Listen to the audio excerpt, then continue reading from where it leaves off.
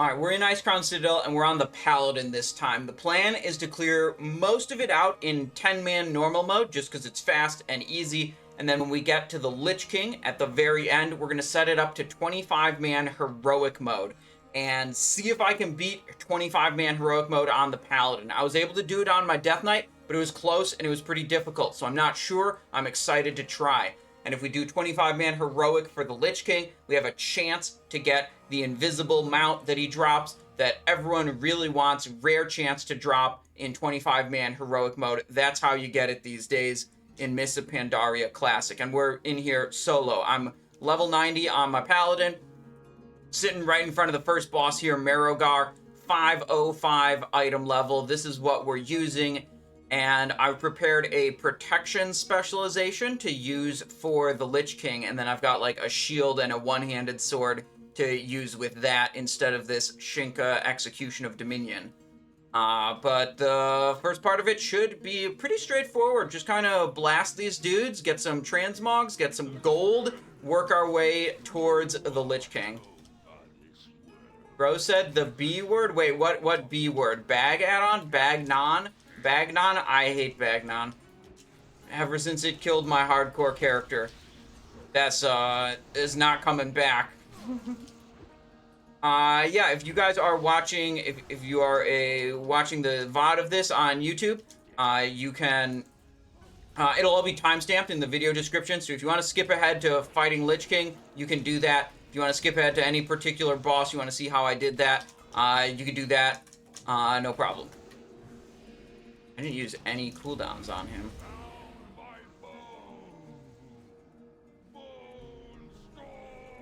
He's bone storming. Is that going to be an issue? I don't think so. Yeah, he's dead. Alright, what do we got?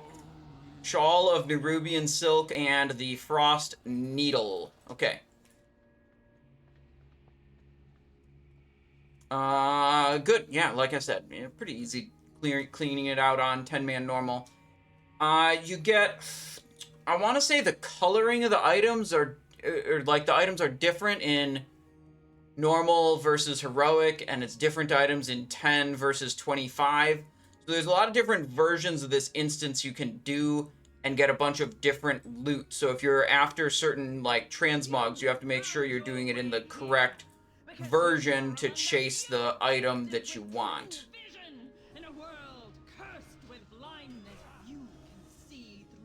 Surprised that you can do them all in 10-man normal and switch to 25-man heroic.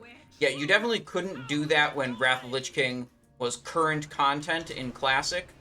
The way this instance has worked has like changed a lot of times compared to like the original version, the like Wrath of the Lich King Classic version, how it is in retail, and how it is now in Mists of Pandaria Classic. What we're going to do is we're going to clear out 11 bosses, then we're going to zone out of the instance, and once we're zoned out, we can change it to 25-man mode. 25 normal. Then we zone back in, and then we wait 1 minute, and then we can change it from 25 normal to 25 heroic. And then we're good to go.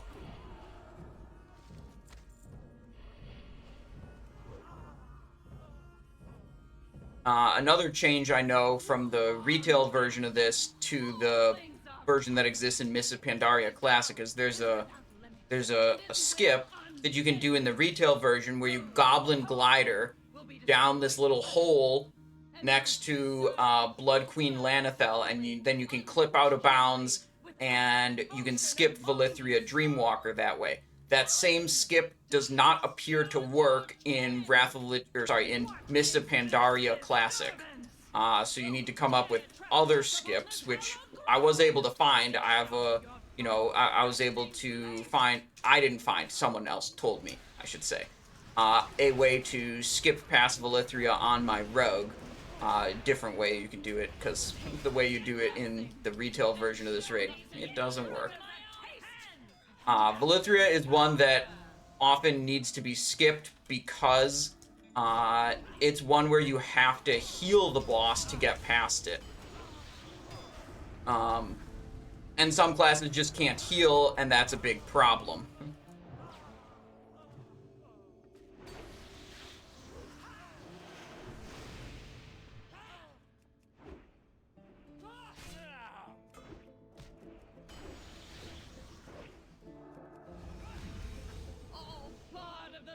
All part of the master's plan.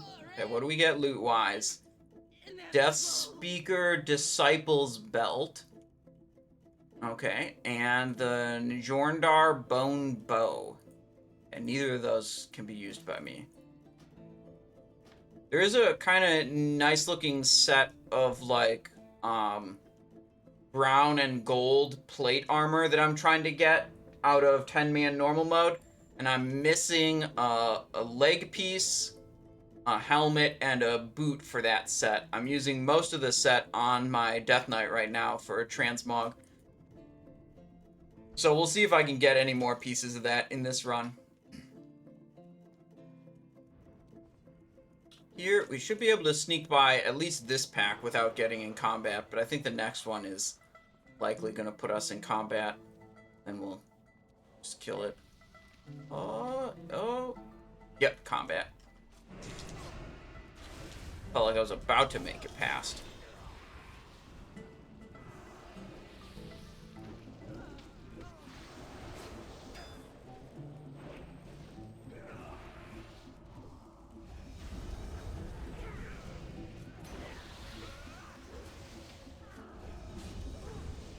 Got it. You have my thanks. We were outnumbered until you arrived. Captain Muradin is waiting aboard the Skybreaker. We'll secure the area. Are we skipping the dragon? Skip dragon, go right into the boat.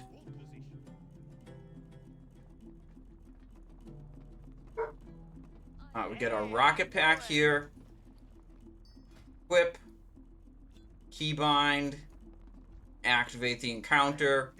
This one is a little bit tricky, I would say, to get it just right, but with some practice and prioritizing the right things, you should be able to do Gunship.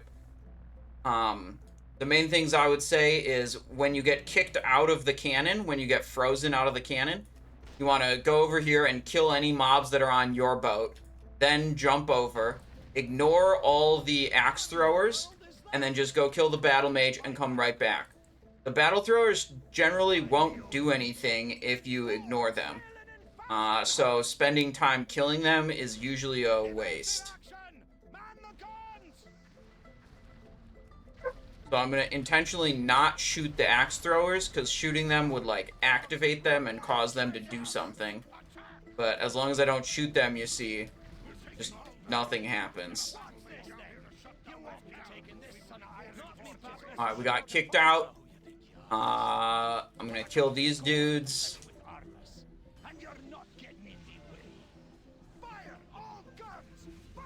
Then, while I'm doing this, they will activate and throw whatevers. He's almost dead anyways, might as well finish him. But then when we jump over here and we go back in our cannon, you see they just kind of stop doing anything. And that's really great. So they're not doing any hull damage, and there are no mobs on our boat doing hull damage, so that's how we win. Does stepping on the boat reset combat? I'm not sure if I'm getting any combat drops during this whole process. Battle mage is out. These guys are out. They haven't fully spawned yet, so I'm going to jump over here, kill the battle mage first. Then before I get back into the cannon, I'll clean these guys up.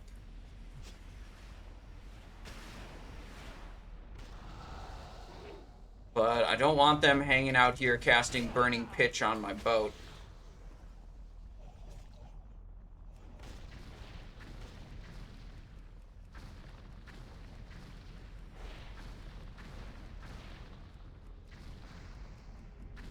Here we're just alternating between button 1 and 2. We do a bunch of 1s, and then before we hit 100 heat, we do a number 2. If you go all the way up, then you get an overheat and you lose damage. It like puts all your abilities on cooldown for a little while.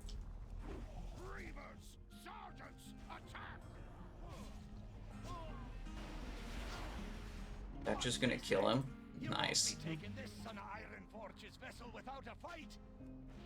Alright, I know I didn't kill those guys, but I'm pretty sure I'm far enough ahead on the boat health that we're gonna be okay. I kind of forgot. Maybe I should have, but I don't think it matters at this point. Oh, if you ran past the trash and stepped on the boat, would they reset? I'm not sure, but I know I needed to loot a shirt and equip the shirt, which I couldn't do if I was in combat. I'm not sure if I would get a combat drop, you know, there. So, I figured just kill him, you know, whatever. Alright, boat loot, please. There's a shield that drops out of here that's pretty cool. We'll see if we get that. We did not get that.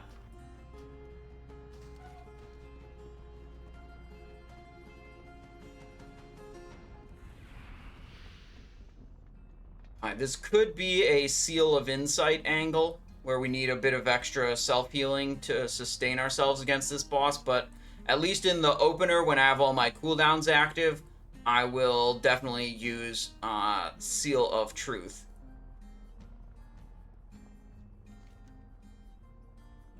Let's go. Let's get a move on then. Move out. For every Horde soldier that you killed, for every Alliance dog that fell, the Lich King's armies grew. Okay, whatever you say, Deathbringer Saurfang. Whatever you say, man. Alliance dogs, yup. Horde soldier, yup. Whatever. Lich King's armies, sounds good. I'm not too concerned. A lone orc against the might of the Alliance? We got his axe as a transmog, too.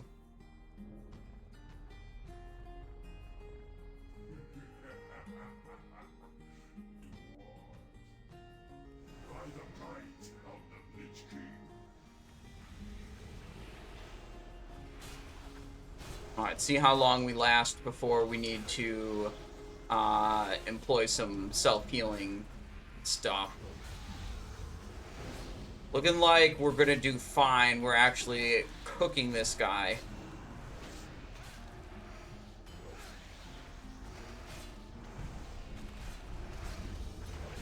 Yeah, his health is going down faster than mine. Although now my cooldowns are gone. So that balance might sway a little bit. Blood, Nova. Okay, I'm gonna do one global of healing myself. There we go. One global worth of healing myself. That's all it took.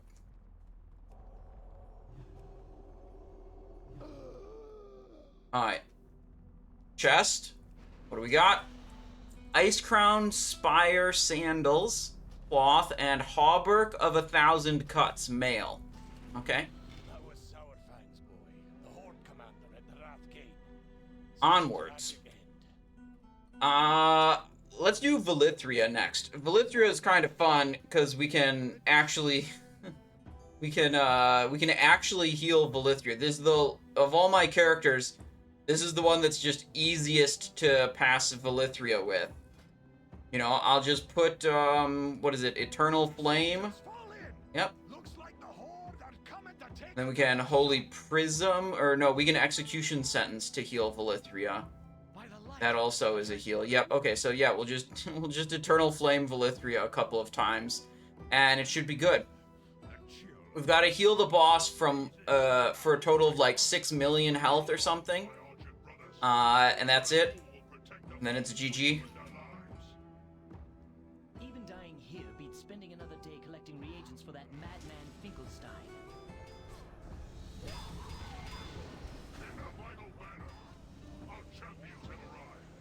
Support them as we push our way through the hall. You may have once fought beside me, Prom, but now you are nothing more than a Ooh, frozen. Emancipate myself.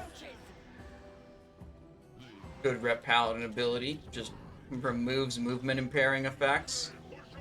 I'm almost dead.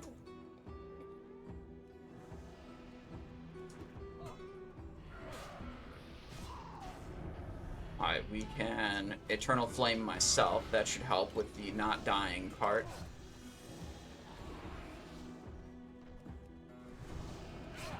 Grartar with another change hat request. Alright, no more of this one. Let's go this one. Could reach the top shelf. With the very simplified rotations and the removal of add-ons, do you see yourself playing a Midnight as Levo 8080? Maybe. I mean, like, I've been really disinterested in retail for... I mean, like, it just, like, so much of the game just doesn't interest me, and honestly, the complexity of the game is something that really turned me off from trying to learn what's going on. And like the removal of add-ons and the simplification of rotations, I mean, those seem like good changes to me. You brought my reinforcements. So maybe, but kind of what I'm thinking of as like someone who doesn't play retail is like that the game is so complicated that even if they simplified it, it's probably still too complicated for my tastes. Like, you know, I don't know. I haven't really looked into it too closely. Return our brothers to their graves. Then help me bring them down. Perhaps you were right. Grog. My God. No! Don't let Finkel There we go. use me for his potions. Let's press on and bring down Sindragosa. Look to Let's see. At focus, word of glory. You have done much in this war against the Scourge. May the light embrace you.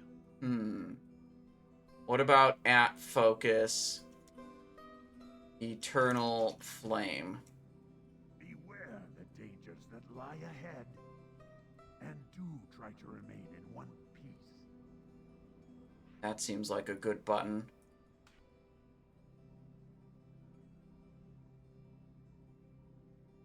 Yeah, good enough. Okay. JJ Gold says, hi, YouTube. Oh, yeah. Probably make it into YouTube.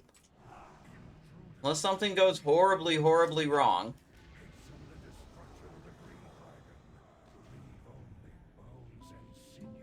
Right. So, word of glory and execution sentence, and you could just do a little flash of light. You must heal my wounds.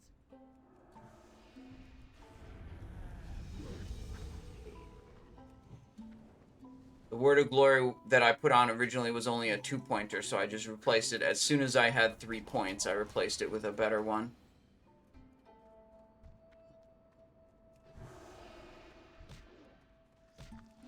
Keep this away from the boss. Send a little flash of light. Portal into the dream. Your salvation lies. Yeah, having actual healing spells in my damage dealer build, it just makes Valithria so easy. On the monk, I have to switch into a actual like healing build. I have to be Mistweaver to do this. And on the Death Knight is the most scuffed. I have to get bloodworms to explode underneath the boss to heal the boss, which is not an easy thing to accomplish. I mean, I guess maybe the rogue is the most scuffed in that the rogue can't even do this boss and has to skip it, but, you know, whatever. Another execution sentence on the boss. I have opened a portal Kill into those the dudes. Your Nitro salvation boot over lies. here. Kill these dudes. What the? Why am I? Oh, my nitro boot almost killed me.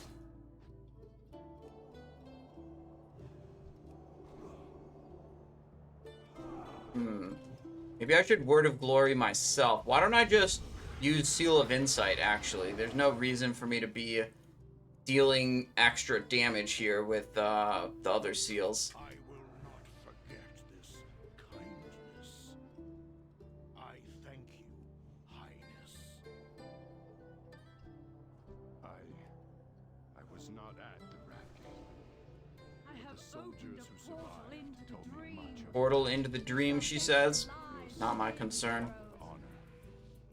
He died a hero's death. He deserves a hero's burial.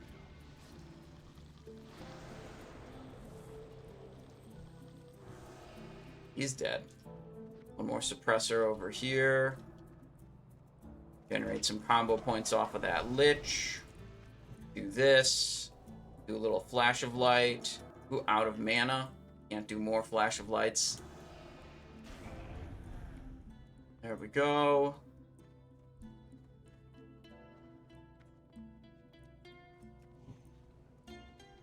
Execution sentence again. Goodbye. Man, this is so much easier on Paladin than any of the other characters. It's not close. Strength is returning. Press on, heroes.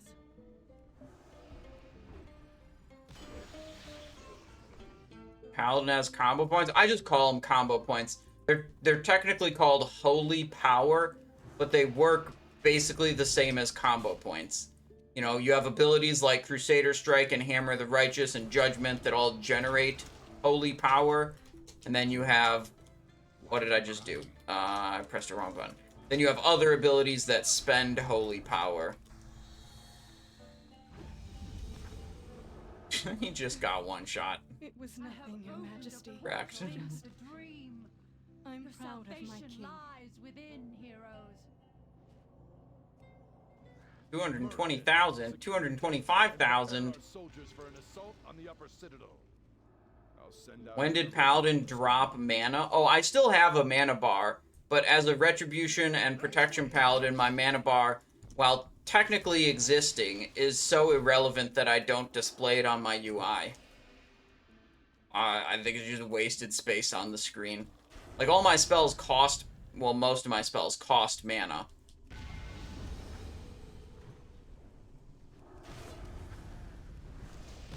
Like, I can't just sit here and spam Flash of Light forever. That will run out. Find a portal into the dream. Your salvation lies within, heroes. But you get a passive that's just like something like restores 15% of your mana every 3 seconds or something like that. So it's like your mana is effectively unlimited for all the normal stuff you do. Where is it? Judgments of the Bold. Supplication, one of these. I don't know, whatever, it's not important.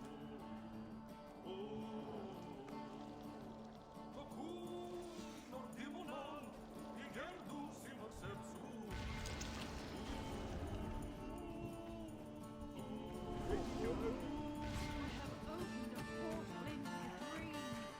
Your salvation lies within, heroes. Why is it not done? How close to full does this health bar? There we go. His servant grants me the favor to lay these foul creatures. There we go. Valithria's destroyed. Well, healed, defeated, whatever.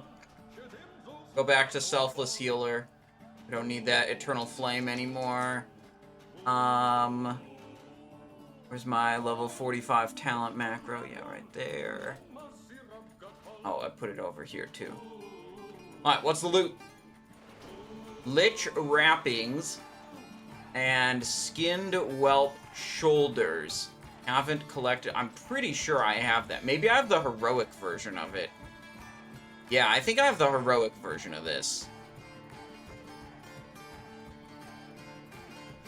Now, I know the next boss drops some of those plate pieces I want. I know it can drop the legs and the boots. So, I'd be happy to see either of those off of Sindragosa. It's like leg plates of Aetheric Strife or something. And I forget what the boots are called. But we'll see. See what we get. Music down just a little bit, I think. Alright, the spider room. Here come the spiders. Quickly, stop them!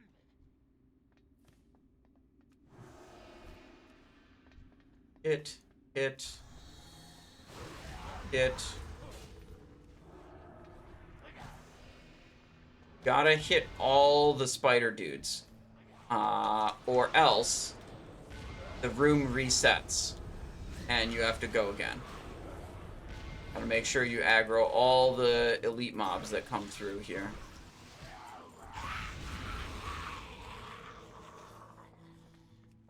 I don't think the broodlings matter for causing the room to reset,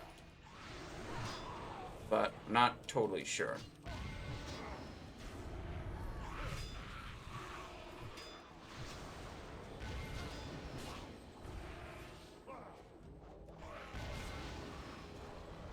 Noxygen, hello, how's it going?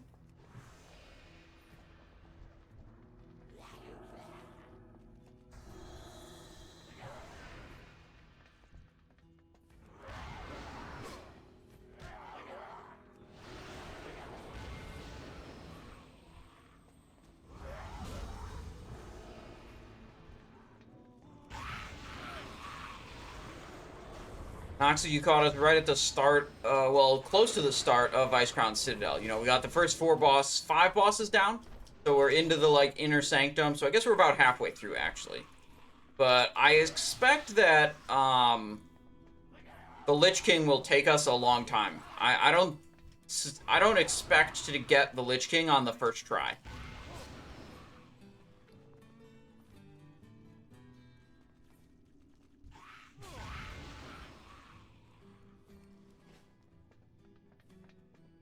Let's see if we could pull both of these sides at once. Oh, my King's Drum fell off, so let's refresh that buff. Get this guy, get that guy, put up my Inquisition buff, get everyone together. Party time.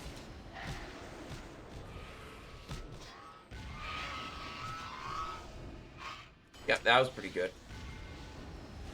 Going well, currently just waiting for retail servers to come up to start playing Remix, something to do during this week after MOP raiding. Oh, yeah.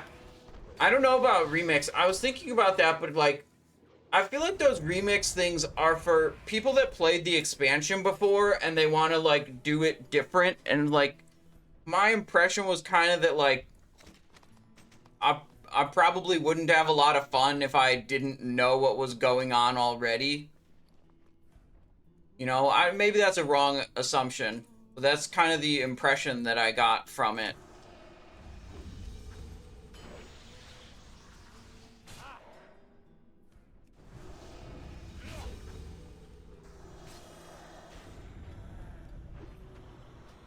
Clean up some of the inventory here. We'll be able to vendor after I kill Sindragosa. We'll teleport back to the start of the raid or whatever. Cold Handed said, I played MOP Remix and I never played MOP before and it was fun. Okay, well, maybe we give it a try. Can I hit this at all? I can hit a melee strike, it looks like, and some ranged abilities. Alright, it's dead.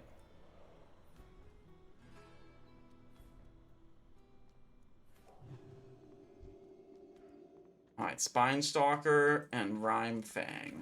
2 dragons. Alright, I'm gonna hold all the cooldowns for when Sindragosa actually comes out.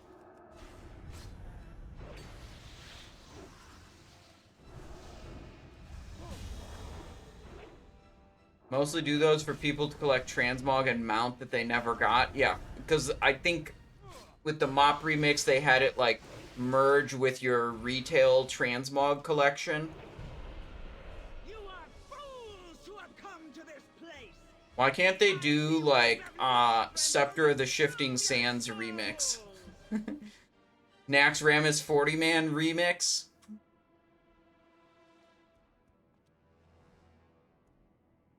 One thing that I've started to notice with Mist of Pandaria that is definitely even more prevalent in retail is, like, I remember something and I'm like, let me go do that, and then I go find out that, oh, that content was removed actually and you can't do that anymore. And it's like, I feel like it, you know, there's got to be so much more of that in retail. And it's such a sucky feeling when I'm like, Oh yeah, let me go get this cool thing that I remember, and then I go back and find out that it's actually removed from the game and doesn't exist, and I can't do that. Upon your heart!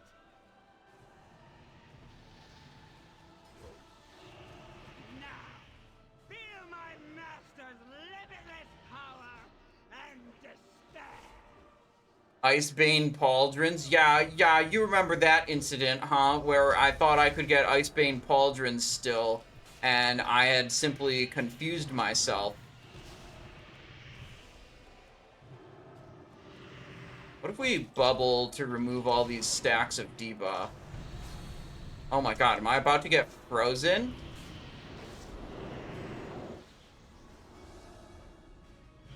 What just happened? The fight despawned?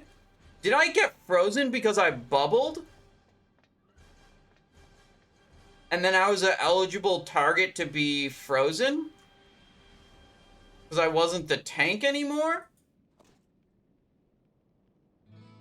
I'm not sure what exactly just happened there. But that's never I've soloed this boss a couple times. I've soloed on Paladin before, too. Oh, I have the wrong seal on. Maybe I would have just killed it way faster if I had the correct seal on. Skill issue? You are fools who have come to this Yeah, I mean, the icy winds that's of fair. Northrend will consume your souls!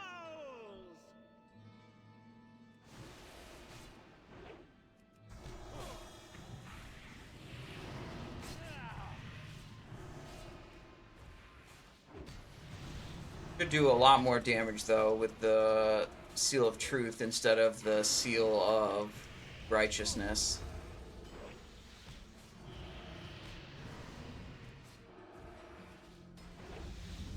Maybe I won't have any issue of taking too much damage.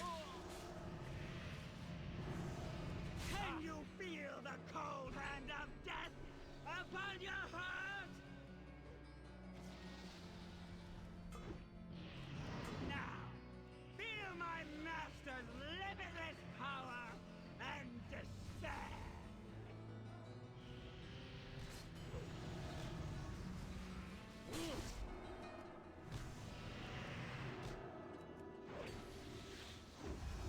13 stacks of blistering chilled to the bone.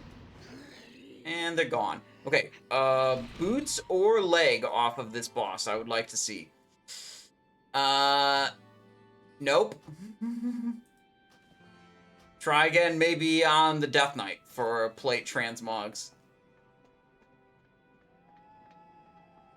Alright, what's this? Frost breath, movement slightly slowed.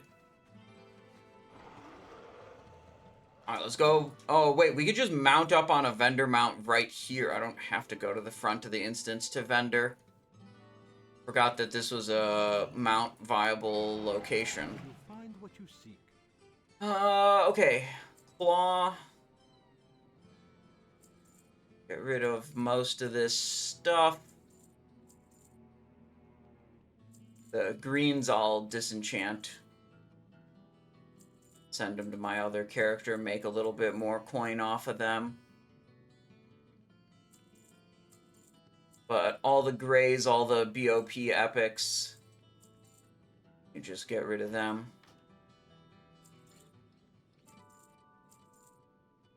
This Dragonbone Girdle, this is the matching, like, color scheme set to the legs and boots and helmet that I want.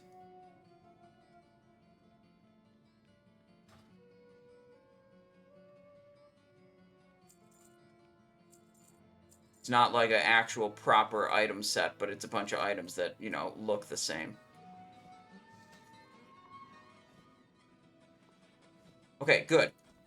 Dragon Wing cleared, so we gotta do Blood Wing and Plague Wing, then we can go to the Lich King. You collecting shards? No, this is just 10-man normal, so no Shadowfrost shards are dropping here. We certainly could do 25-man normal to get Shadowfrost shards on a lot of these bosses, but I don't know, I just don't care that much, and 25-man mode all the bosses are just going to take a lot longer to kill. Because they're just going to have, you know, 4 or 5 times as much health. It's going to be annoying. My main goal today is Heroic Lich King 25-man. That's the one we're going to take some time on and spend some time on. Divine Shield. The debuff these guys put out, or one of their abilities, I learned, it does percentage-based damage, like percentage of your maximum health. Oh, shit. Yeah. So, these guys can kill you. Maybe not the best idea to pull a lot of them at once.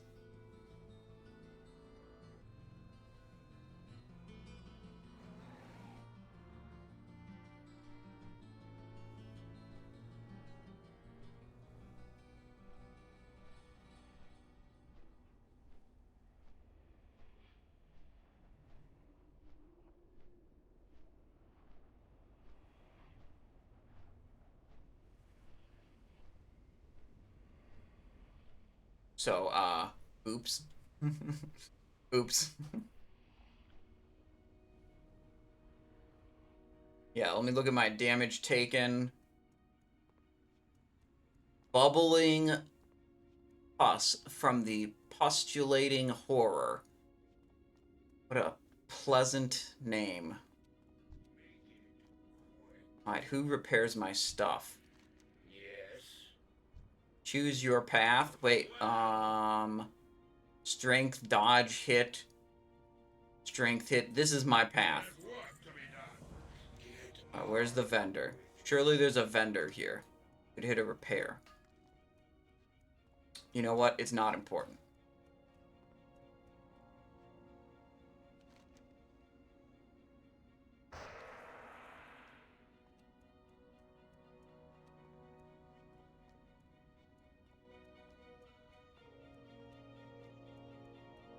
Blighted Abomination.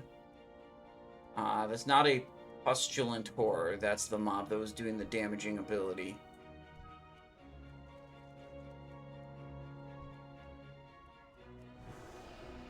Plague Scientist. Postulating. Okay, so it's these dudes. These dudes that do the very scary ability. So next time I do this pull, I'll know to focus those guys first, because they're the ones that can actually hurt me for a whole lot of damage.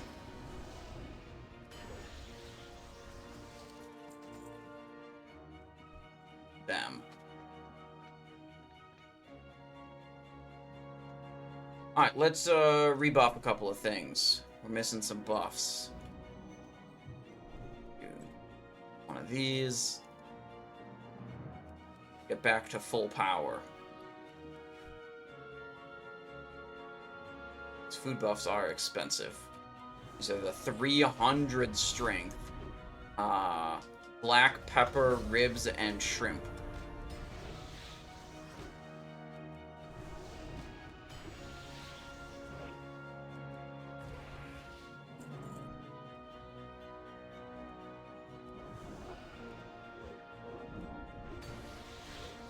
Single target seal.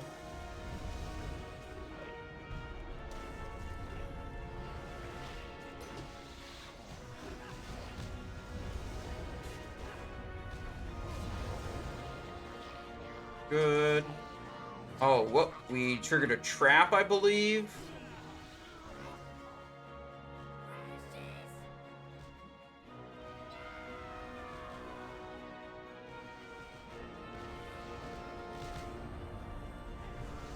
And we got decimated. Its physical damage taken increased. Problem. Alright, what's the precious loot? Do we get Precious's ribbon? We do not, unfortunate.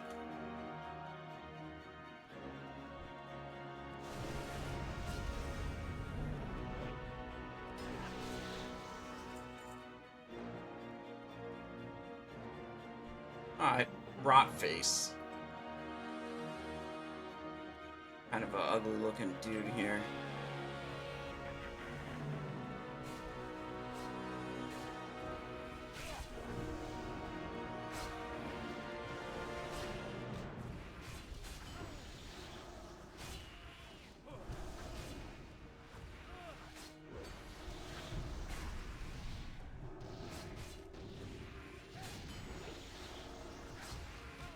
Tried to move out of that slime spray, but I guess that probably wasn't too important.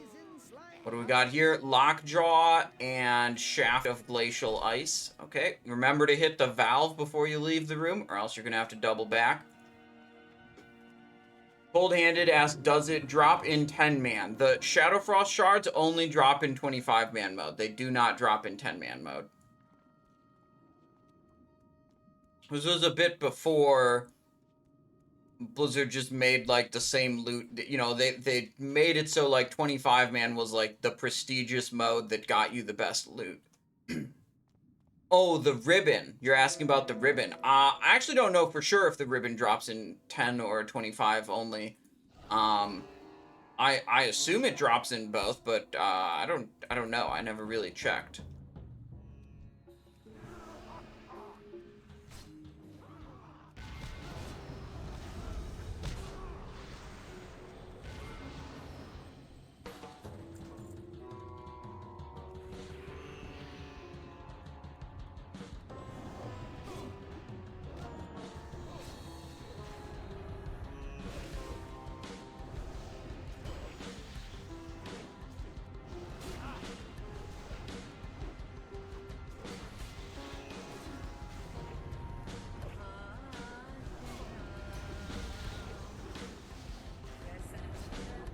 Music down a little bit.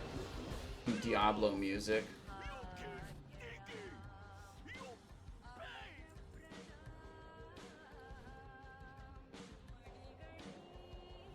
I took a lot of damage. I guess he decimated me. That's why my health dropped like a rock. Heal up a little bit before we go in on Festergut here. Also, I don't have Guardian of Ancient Kings. Lame. Just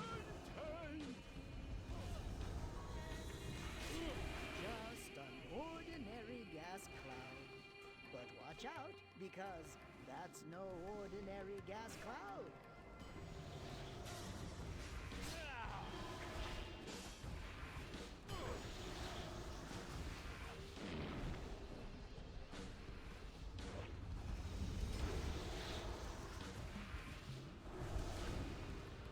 I think I'll save this Guardian for last boss. It seemed like Rotface did not give me a cooldown reset, so I'd expect that Festergut also would not give me a cooldown reset, so I'll hold the thing for next guy.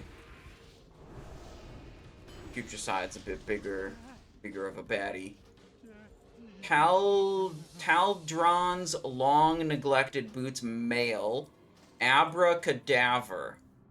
Do not have that. Cannot use it on this character. Unlucky. Quick little flash of light. Hit the valve. Go to Putricide.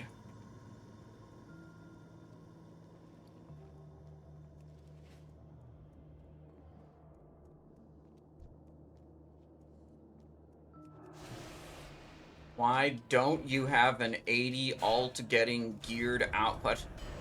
What? Why? Let me ask you. Why should I have that? I don't know. What on earth would I do with a level 80 character with a bunch of level 80 gear? Seems pretty useless if you ask me. I don't know why I would want that.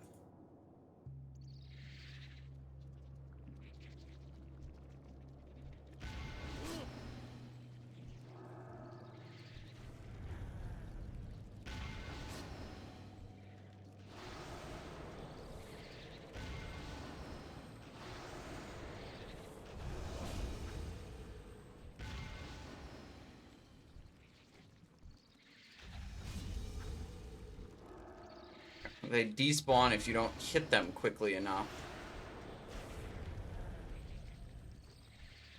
Whole room is stupid.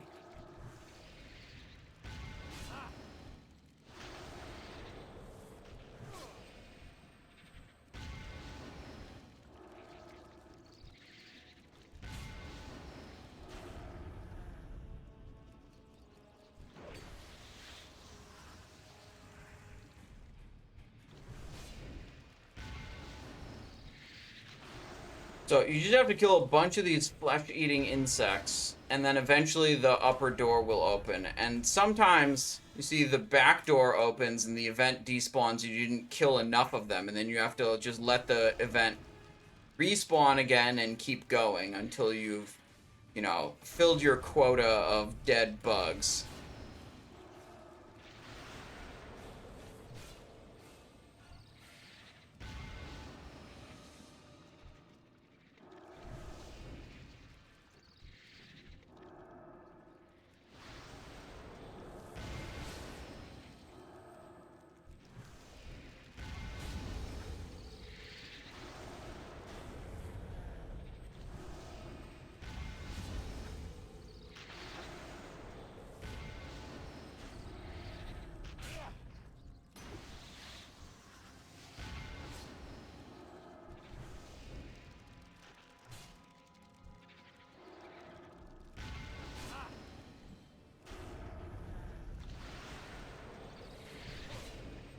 How have I not hit the limit by now? I feel like I've been here forever.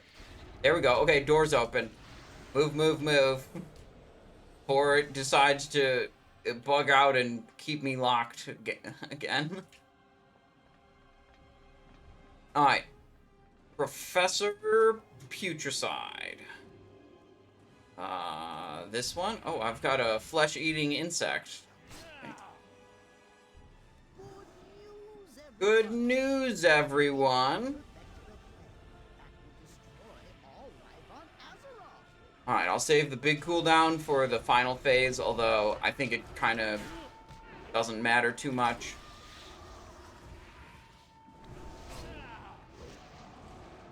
Stuck, tear gassed.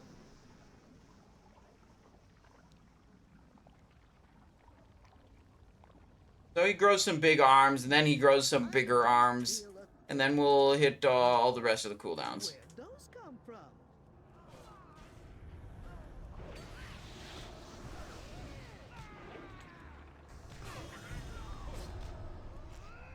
Ooh, do not like that. Slows attack and casting speed by a whole bunch.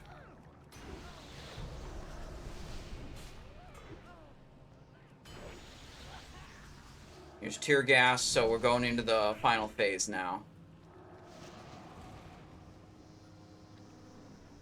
Guzzle potions. Uh-huh, okay. Transform. Yeah, okay. Looks like, it either worked wonderfully or terribly, depending on what the objective of drinking that potion was, but, it definitely did something. Definitely did something.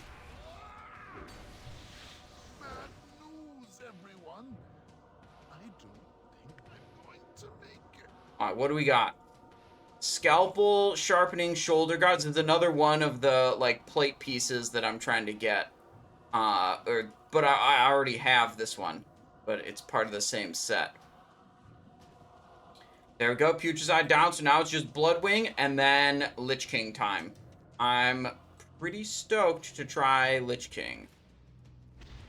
No! Dude, the rocket fuel leak again.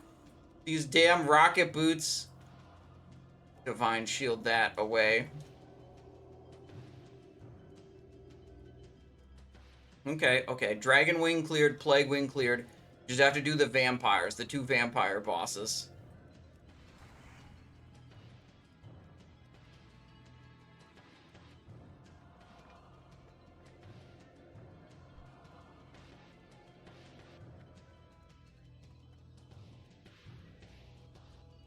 Ignore the Valkyrs.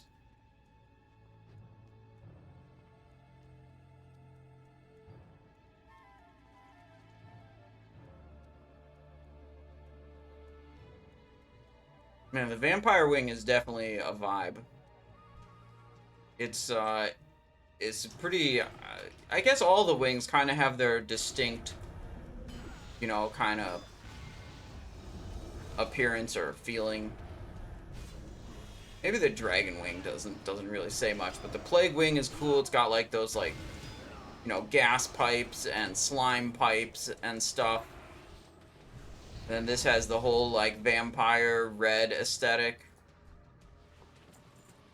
Now, the way I've done it before, I always go into that room and pull all the stuff back to here. But I wonder if I can just take this orb and then go into that room. I think I was doing it the other way before because I thought I couldn't do this for whatever reason. But it looks like I can do this. So, yeah, that's a way better way to do this room. Take the orb, then go up here.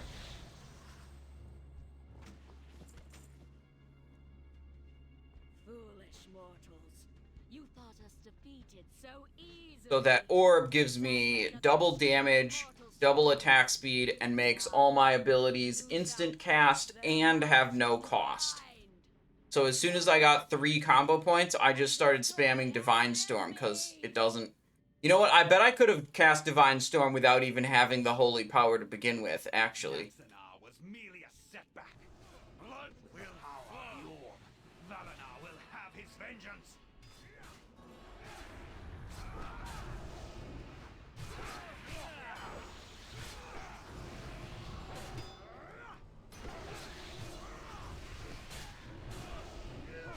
Probably gonna have to bubble and heal here. Yeah. Let's hit the bubble. Hit a little heal.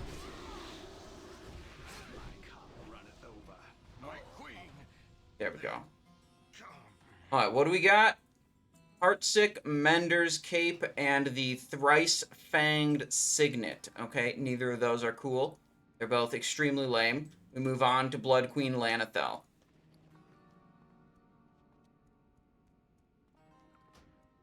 Get rid of this, get rid of that. Scroll, lame.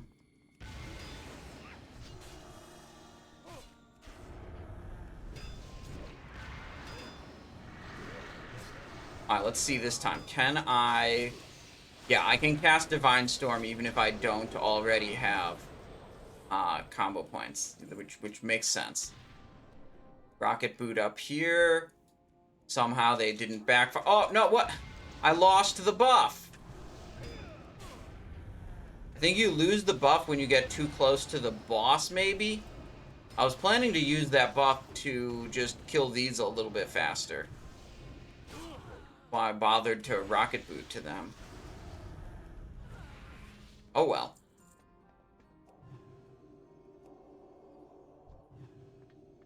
Okay, Blood Queen Lana'thel. This one is one that it might be pretty hard to do on any mode other than 10-man normal. Because it's got this bite mechanic where you basically, you're going to get this bite debuff, and then if you don't kill the boss within 2 minutes of getting the bite debuff, you just automatically die. So you've got to be able to crank a very large amount of damage. So see, I've got the bite debuff. It makes me do more damage. It makes me heal for damage dealt. But also, when that thing expires, if I don't, you know, bite another player, I die. Or get mind controlled. I think I get mind controlled is what it is. But either way, the fight would reset. So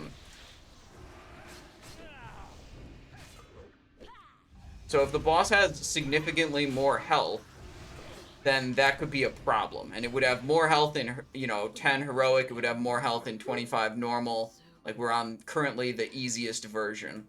Tightening Waistband. Alright, new transmog. Doesn't look like super flashy or anything, but it is a new piece. Alright, it's Protection Paladin time. 1, 2, 3. Go down here. Bomb myself. No fall damage. So, to switch it to 25 heroic for the Lich King, we need to zone out.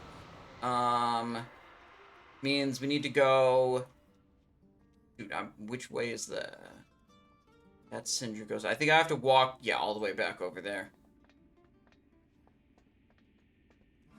Can't bubble the debuff off to reset the timer. Oh, I actually didn't think about that. Paladin might be able to do that. I'm not sure. I know you never really wanted to do that, because the bite debuff makes you do double damage. So, like, you want as many players in your raid. Like, if you were doing it at level 80, you wanted as many players to have the bite debuff as possible. So, even if you could, you wouldn't want to have paladins bubble their bite debuff off. So, I don't know if that's possible. It didn't occur to me as something to try. Okay, so, you can see the raid difficulty is in 10-player normal right now. It doesn't let us switch to 25-player. See, it's grayed out. If I try to click on it, it doesn't do anything. Only lets me go to 10 heroic, but 10 heroic is not scary enough. We need 25 heroic.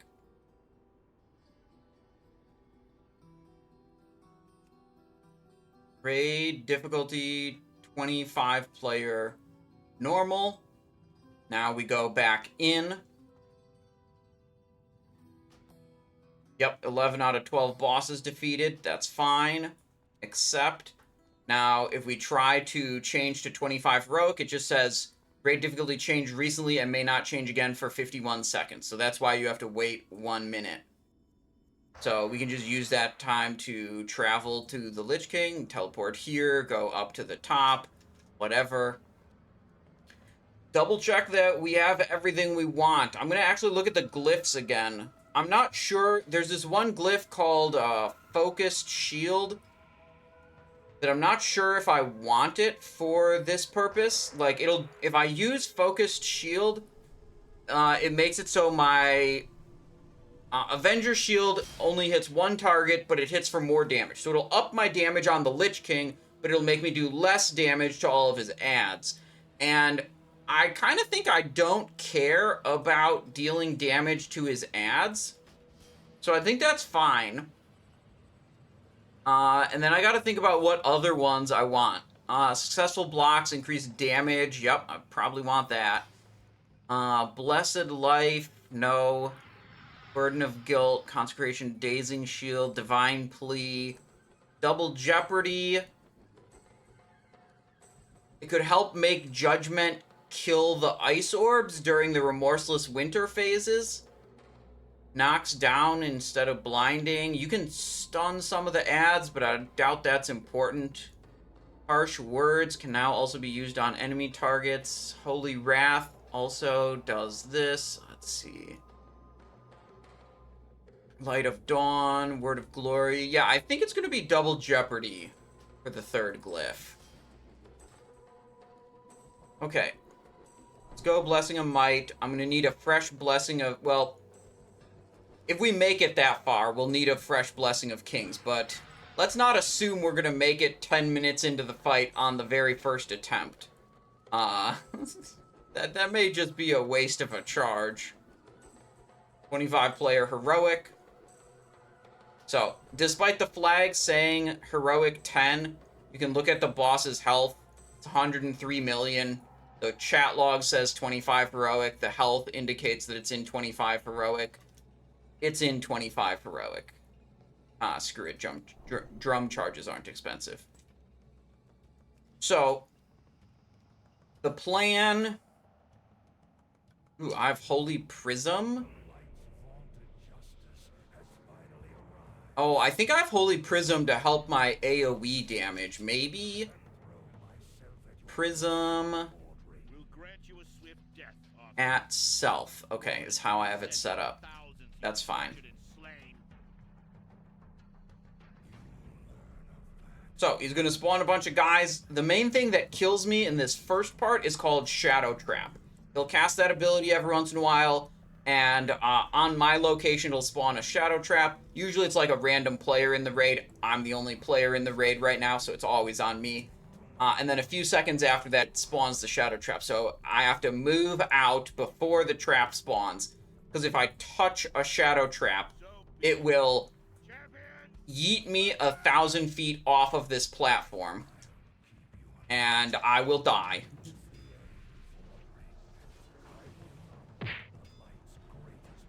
Oh, that's Infest. I actually don't care about Infest. I'll have to...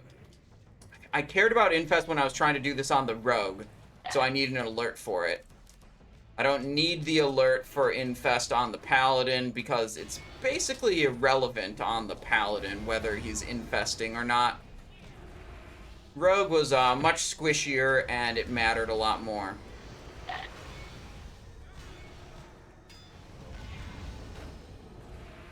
You can see why I started needing all those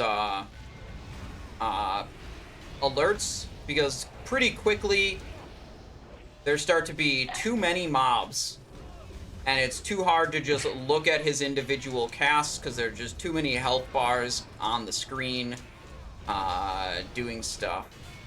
If I need a alert for the important spells.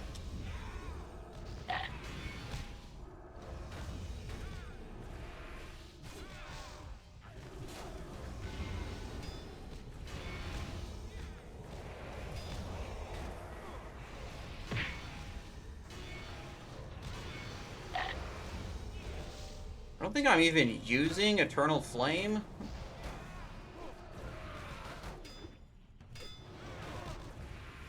Maybe I should intentionally not do AoE damage so I can have more of these mobs hitting me and gain more vengeance. If I want to be on pace with killing him before he's in rage, the way I did on the Death Knight, I got him to 70% health in just about 4 minutes.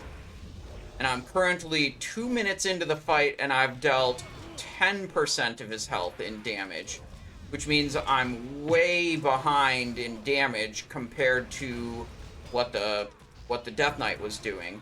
Which means I'm almost certainly not going to beat an enraged timer with this setup, which is really my main concern. You know, living is clearly not an issue, but can I beat the enrage timer is a big issue.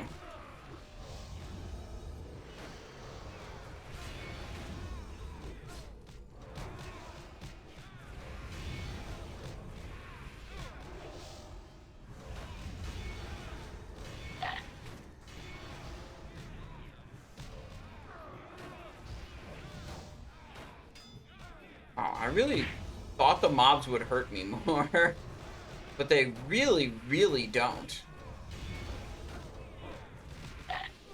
I think the play is definitely to set up for less AoE and just intentionally let the mobs live so they hit me for more, so I gain more vengeance.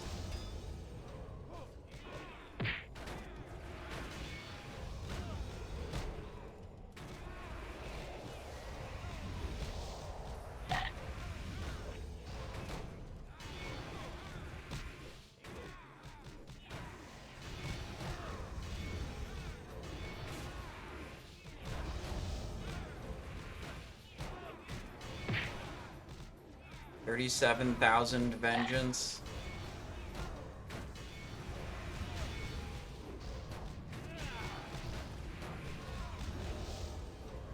We're at 3 minutes 50 seconds, and boss is at 81%. We would prefer for him to be at about 70% right now. But we'll keep it going as long as we can, see if there's anything else we learn throughout the attempt that we want to modify.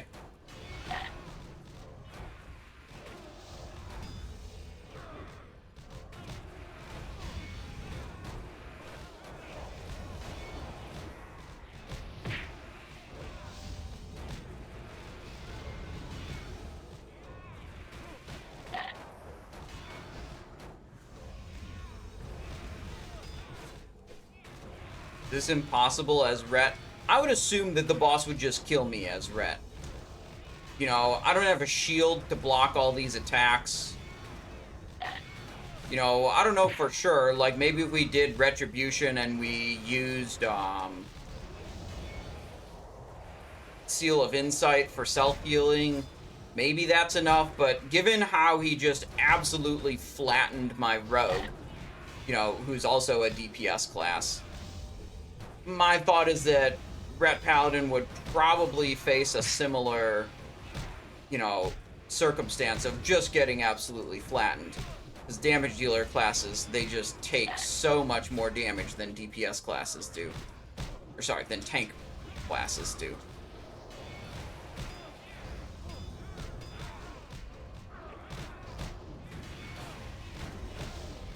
Okay, here's the transition.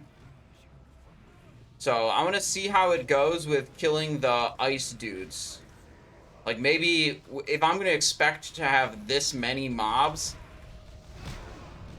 then maybe I need, like, a targeting macro for the ice dudes. So I might not always be able to hit them easily.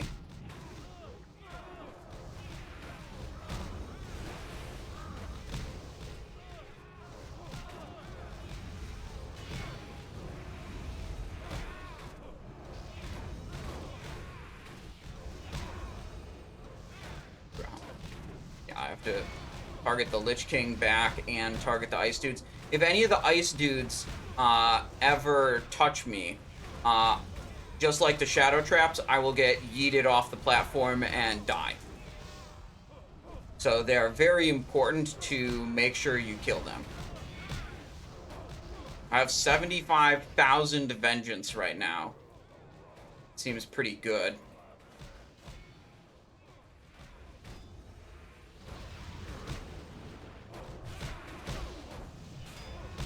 Alright, we're into phase 2. He's infesting again. That's totally fine.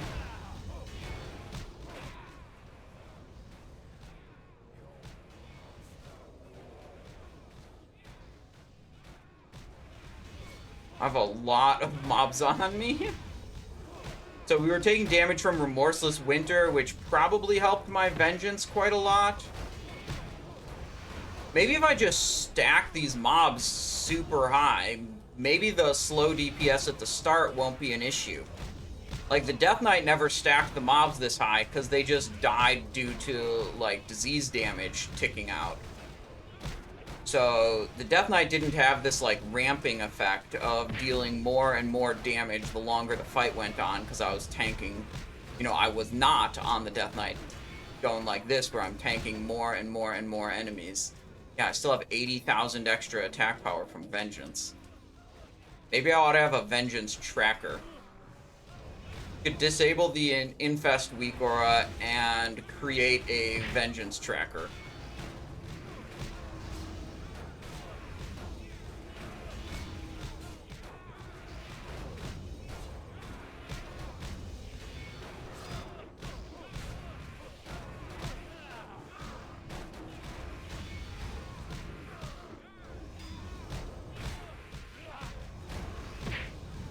So, Protection Paladin has something that's particularly useful here. They have a passive that's like, chance when you block an attack to reset the cooldown of your Avenger's Shield. So you can see that middle button on my screen, Avenger's Shield. That's a 12-second cooldown, but because I have so many mobs on me, it just keeps getting reset. And I just get to spam that, like, all the time.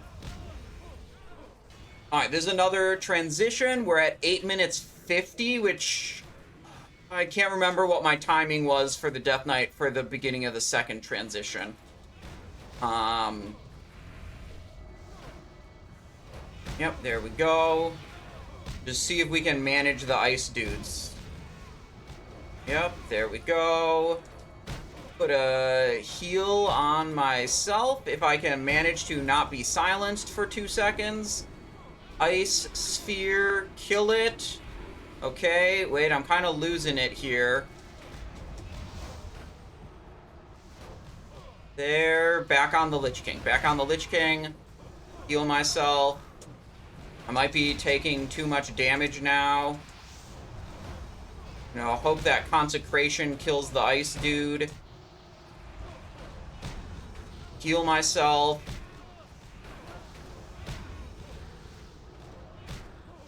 Oh, I'm getting silenced a lot. Okay, rocket boot, shoot. Heal myself, heal myself. Okay, we're into the final phase now. I'm getting Frostmourned, but I'm wait a second. What killed me there? I didn't think I could take damage while I was getting Frostmourned. Let me see that death. First, you must escape Frostmourne's hold, or be damned as I am, trapped The Drudge Ghouls were hitting me during the Frostmourne, it looks like. Damn. Huh. That's crazy.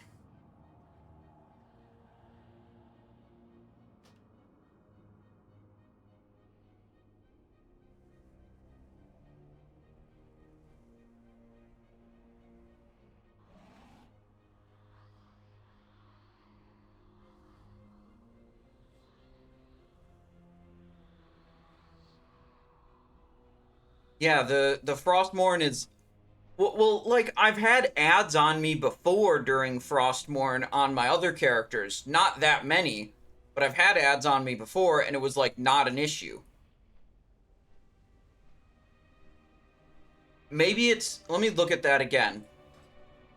Maybe the Drudge Ghouls can hit me, but maybe Raging Spirits can't hit me. Raging Spirits would be what were alive against my... Like, when I was on the other characters. Yeah, all the ads from Phase 1 are what are hitting me.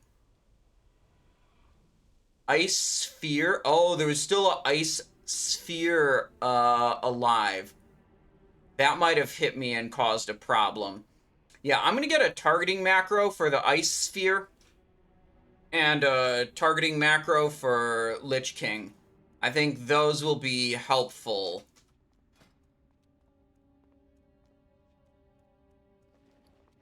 And we probably want to focus single target damage. The strategy of just leaving everything alive seemed pretty good. As long as we don't die to the Frostmourne effect. Which, hopefully we can manage to not die to Frostmourne.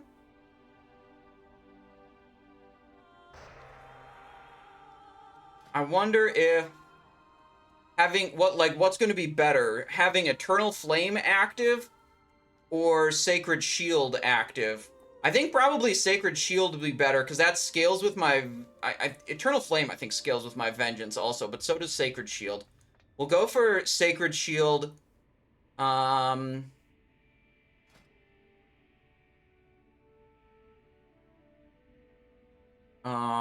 Where's this number 5? It lasts 30 seconds. Okay.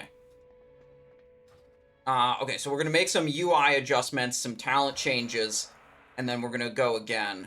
It seemed like we were pretty close. It started out slow, but then we ended up being okay.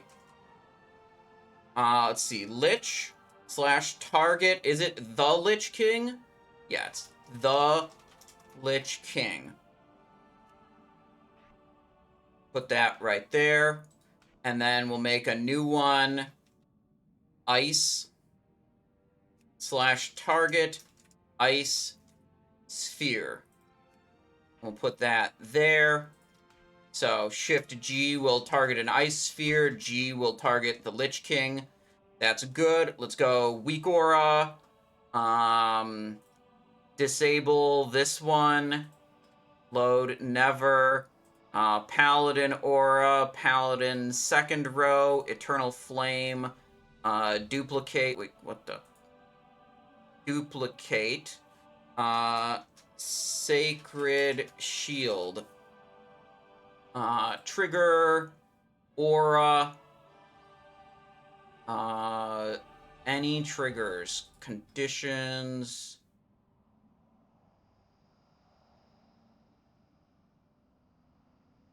Shoot. Remaining duration. Less than or equal to 10. That's fine. Glow. Remove condition. Desaturate. Or is found false. Okay, that's good. Then the trigger just needs to be for Sacred Shield. Spell ID. Okay, yeah, we need Sacred Shield in a name field, not an ID field.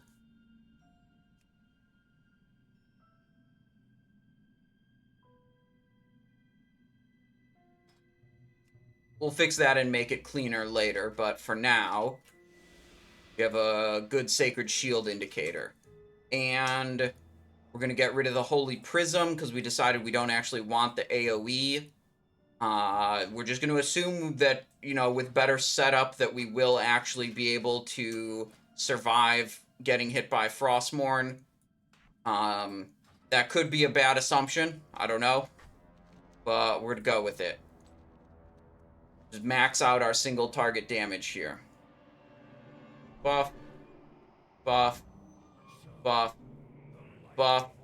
Let's go for round 2.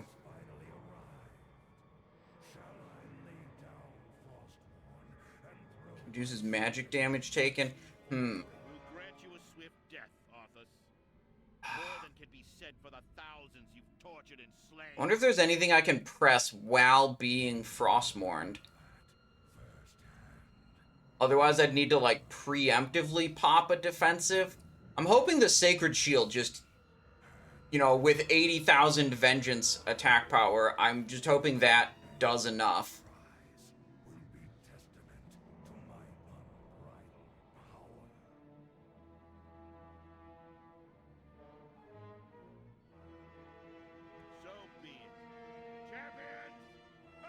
Alright, round 2 of the Lich King.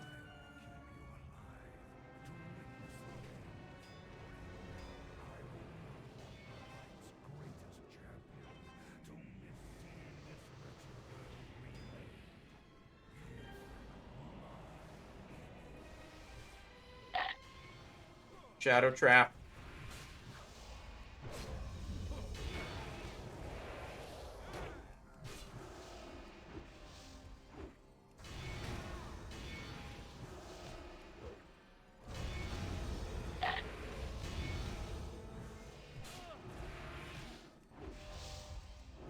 We have not accumulated the army of dudes yet, so my shield ability isn't just instantly resetting all the time.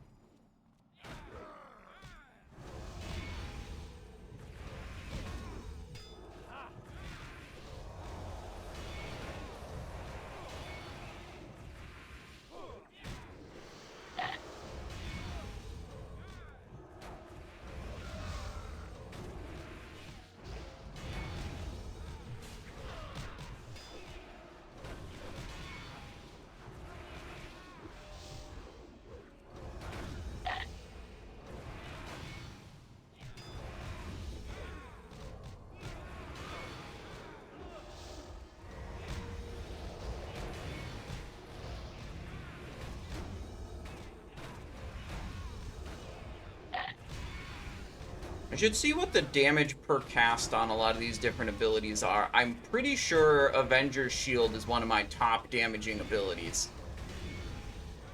And should be my highest priority button click. But I'm not certain of that.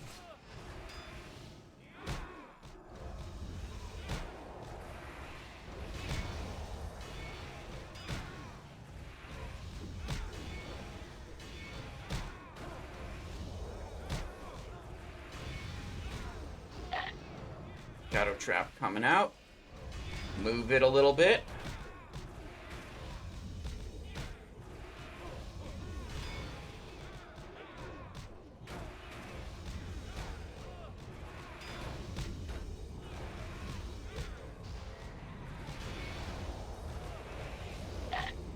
Shadow Trap again.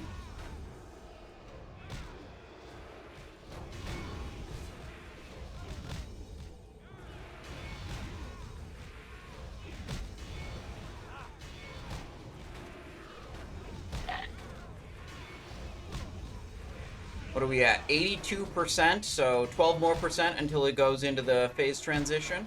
And then we can put to the test our targeting ice sphere macros and see if that helps us in that phase, which I imagine it would. I thought this was impossible, says No Hit Jerome. Yeah, well, with the power of extreme balding, we're gonna defeat the boss, okay? I was trying to think what Old Man Simon's powers were. And it's mostly blocking attacks is very powerful here, and advanced baldness.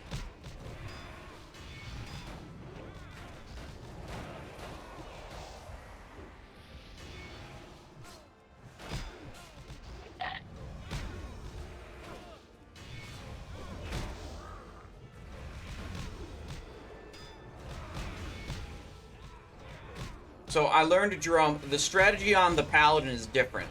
See, like, if I was on the Death Knight 4 minutes, 10 seconds into the fight, and I didn't phase him already, I'm behind schedule. You know, my kill attempt on the Death Knight, I phased him at 3 minutes 55. But what we're doing on the Paladin, you see, is we're ramping. Okay, what we're doing is we're ramping Vengeance. It's only at 46,000 right now, which is not enough.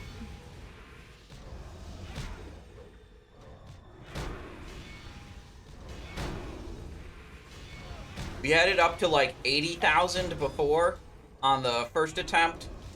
That was nice.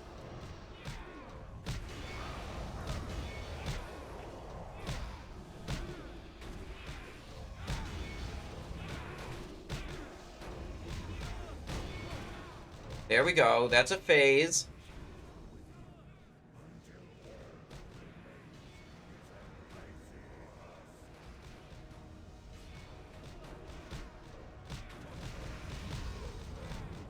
There's a ice dude.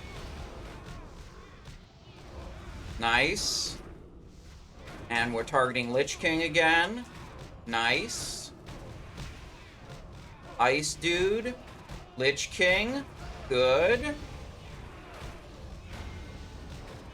What if the plan is bad because... Hang on. I'm panicking. Hang on. Wrong target. Bubble. How do I heal myself in protection? We're dead. Huh. Did my sacred shield drop at the end? Was my shield not shielding shield enough? I lived way deeper on the previous one. Maybe I let too many mobs accumulate. The first one, I was hitting some AoE, so I didn't let as many mobs accumulate. I don't know if the difference is like Sacred Shield versus Eternal Flame. Let me look at the healing done on both of those attempts. That's damage done. Healing done. Seal of Insight, Sacred Shield, which I tried to keep up most of the time. 1.3, yeah, Byshesh, you say target macro. I'm literally using one of those already, so good suggestion, but maybe not too observant on what's going on. Sacred Shield, 1.32 million. Let's go. First attempt. Eternal Flame. Let's see. 2.66 million, but it's over the course. It's what, 20% of my healing? Let me look at the first one again. 29%. Okay, so I think the Sacred Shield is better. Maybe I should put Word of Glory on my action bar as an additional healing button I can press to heal myself.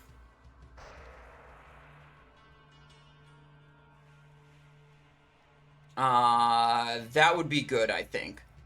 So if I need panic additional heals, I can get them from Word of Glory.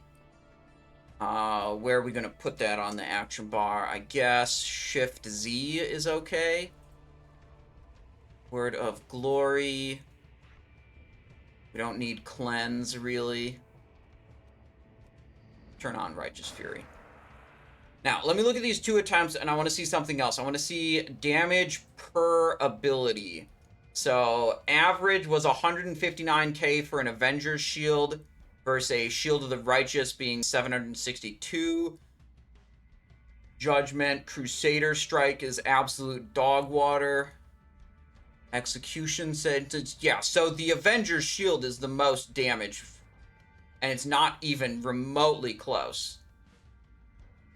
Eternal Flame be better than Sacred Shield? That's what we were investigating. We did Eternal Flame on the first attempt. Big damage. And then we did Sacred Shield on the second attempt, and it... Have Bezos bucks. Well, we didn't use Eternal Flame the entire time. Let me think about that. Heelfrig, thank you so much for the Prime Gaming. 31 months of support. Have Bezos bucks, says Heelfrig. I appreciate that. I appreciate the Bezos bucks you've generously allocated towards me. Thank you. I hope you're having a good day. Yeah, we almost never used Eternal Flame. So, despite Sacred Shield being a larger percentage of my healing done this time, I think Eternal Flame was the better ability because it achieved such a high percentage of healing done, even though I barely used it. So let's actually switch back to that.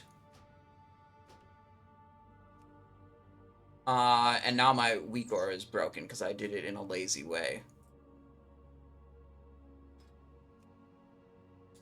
Okay, so Eternal Flame, we have targeting macros. I got messed up with the targeting macros during the Remorseless Winter because I started dying. And whenever my health like starts dipping, I start panicking and trying to figure out how I can heal myself and make it work. Oh, if I run Eternal Flame, I can't run Word of Glory. So we could do Sacred Shield plus Word of Glory for survival. Or we can just do Eternal Flame. Well, whatever.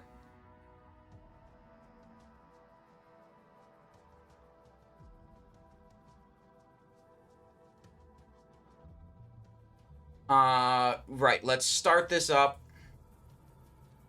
We got this one, this one, this one, and this one. Yeah, easy. I don't think I want to kill too many of these mobs. I think I want them hitting me to gain vengeance from them.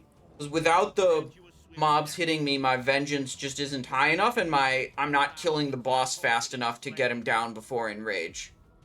So right now, my idea is that I just need to let those mobs live and, you know, heal through them and block their damage or whatever. And I need maximum uptime on the boss, so running away from him during Remorseless Winter is not going to be a play. Like, the big challenge that was on my Death Knight was killing him before the Enrage, and the Paladin is apparently dealing less damage, so, you know, I'm even more concerned about whether or not I can kill him before the Enrage.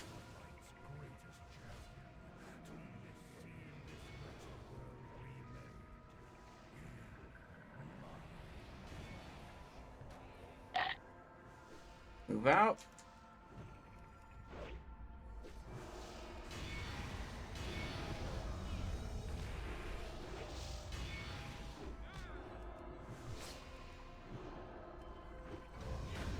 I want all these mobs to be in front of me, so that Shambling Horror spawned behind. If I moved.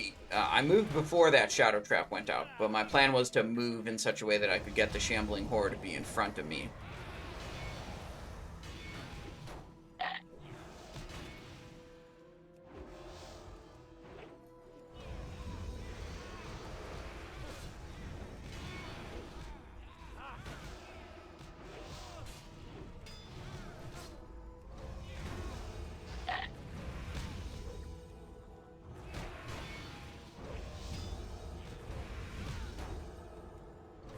Damn. Avenger's Shield is pretty fun when you have so many mobs hitting you that the cooldown's just constantly resetting.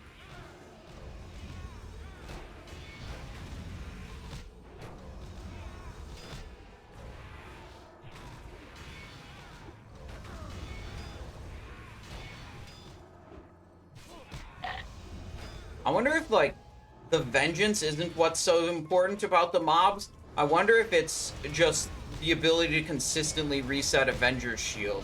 is what's really gonna produce the most damage.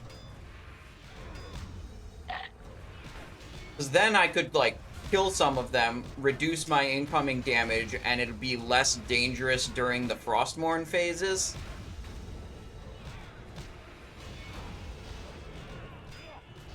But for now, let's just keep going with the plan of, you know, keep as many mobs alive and stack vengeance. That's the plan we're operating with. We'll reevaluate after this attempt. The Uyghur isn't DJ Khaled. Dude, if I had DJ Khaled going another one for every single one of these Avenger shields, bro, that would be the worst. It's too many.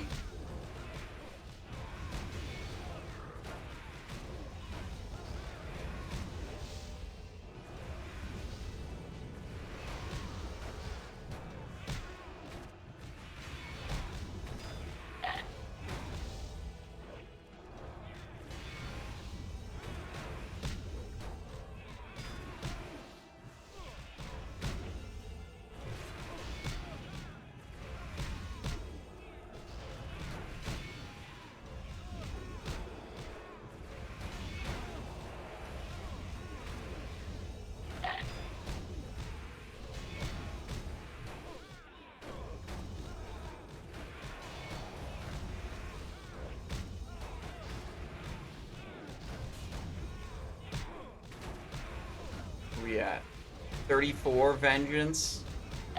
That's not very much.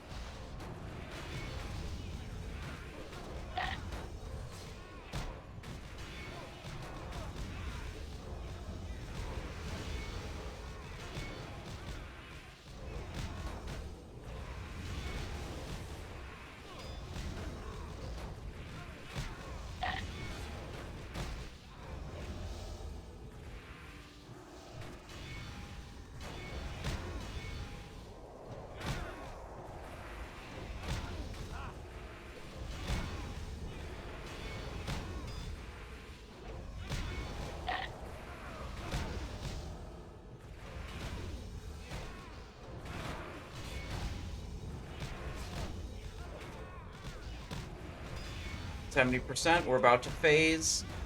There's the phase.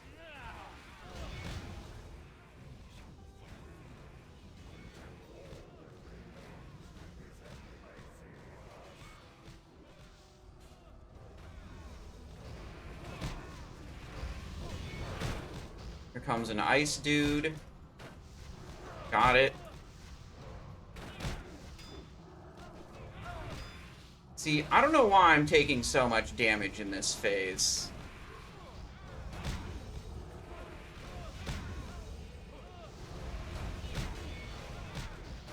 Maybe it's just because I'm walking away from the Lich King and I'm not healing with insight as much. The whatever thing.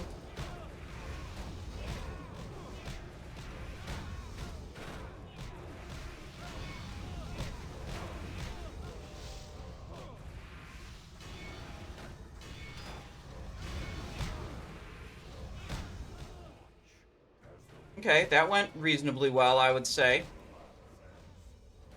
63% is pretty good for this phase. We're a bit slow on the time compared to the Death Knight to get to this part.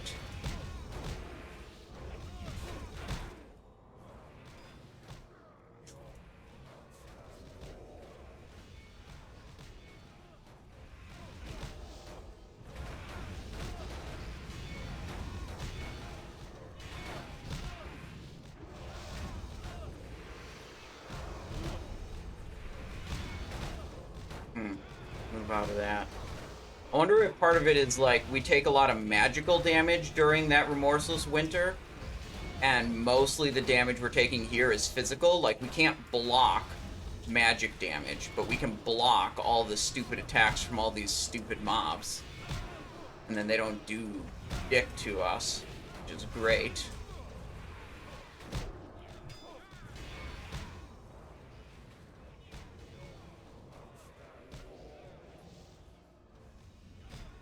What's happening? Did I turn the sound off? No, now I turned it off.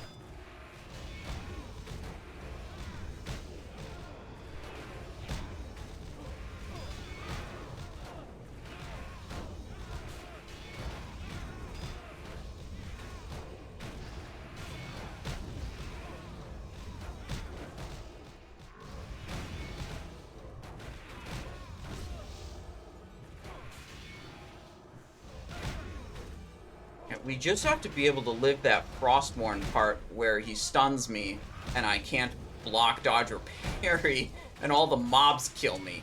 That's the hard part. What if I switch... Okay, what about this plan? What if I...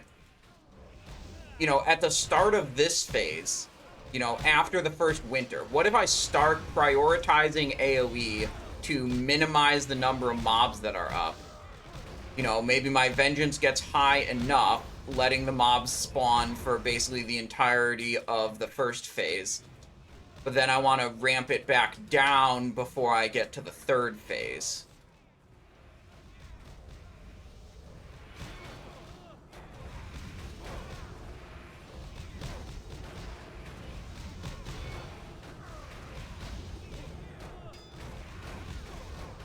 I'm silenced. Okay, we're good here.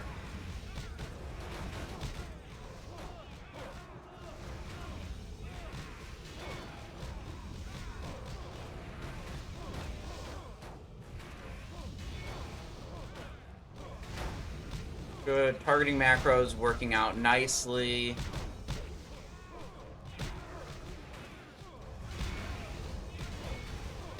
Silenced, silenced.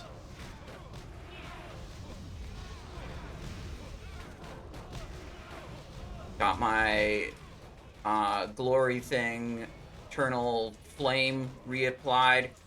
Okay, so this is the hard part. This is where I expect to die as soon as he Frostmourns me.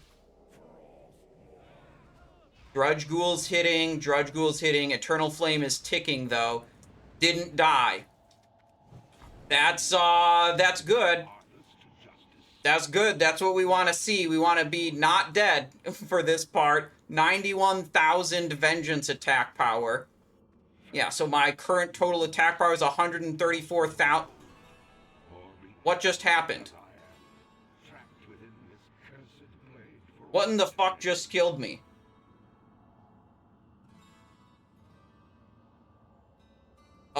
Hello? It doesn't even show a death in the death log. Explosion. No, nothing ever kills me in this phase on my Death Knight, even if I get hit by those. Can I look at my combat log?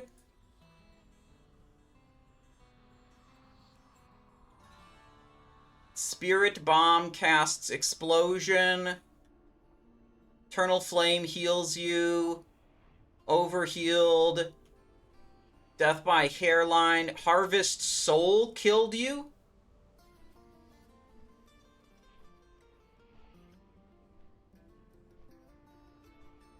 What? What? I was at like a bunch of health.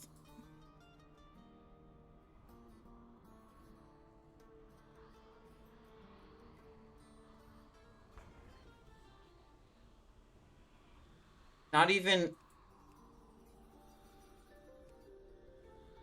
Maybe I touched an explosion? I don't know, but I feel like I've touched the explosions before and they don't matter. So that would be news to me.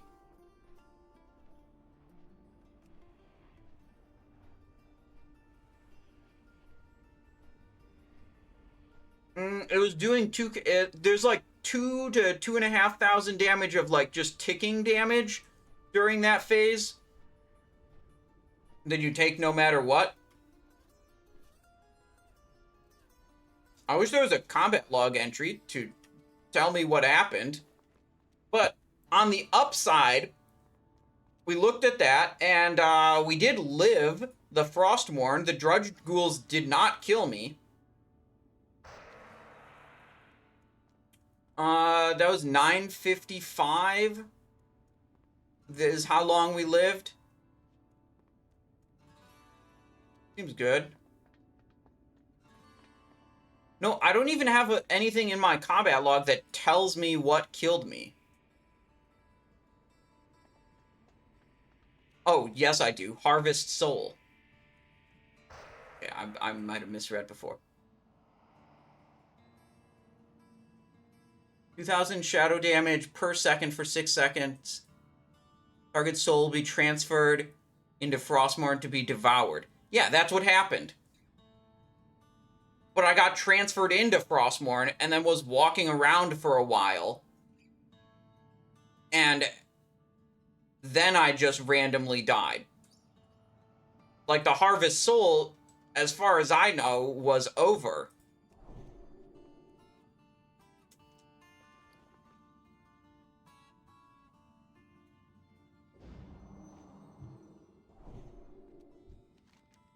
I don't think we have to change anything. We just have to try again and hope that whatever killed me there doesn't kill me this time.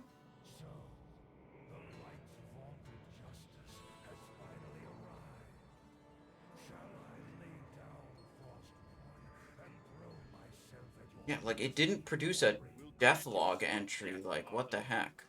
More than can be said for the thousands you've tortured and slain. Yeah, I wish I had a more clear idea of what just happened.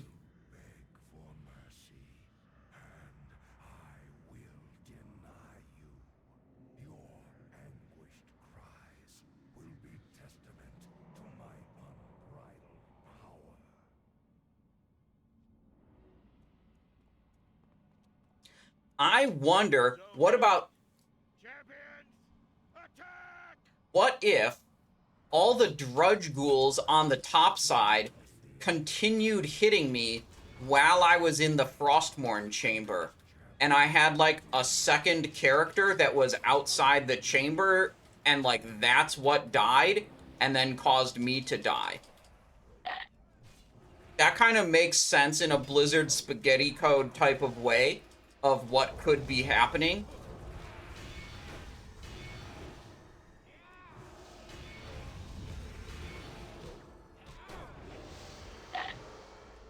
Which now makes me really want to kill all of these ads.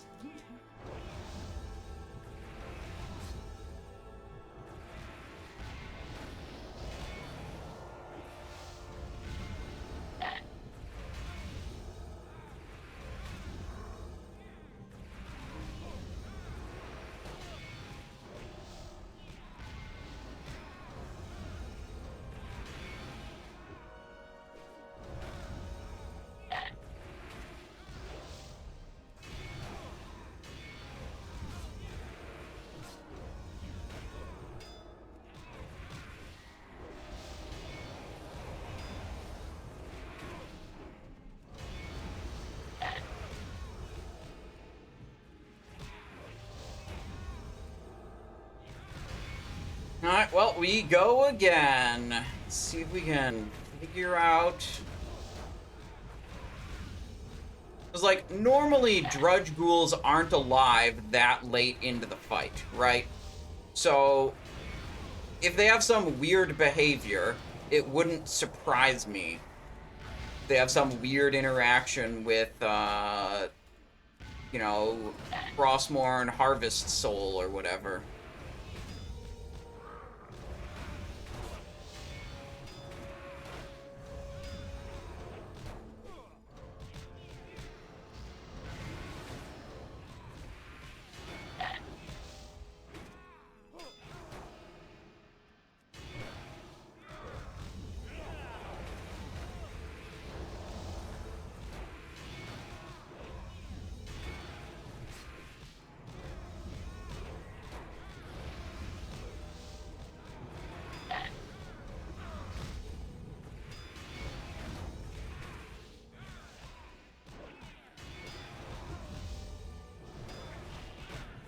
I don't know. I mean, you guys keep saying it's the explosion, but I've done this so many times, and I've never ever died to explosion, and I'm pretty sure I've taken hits from explosion before.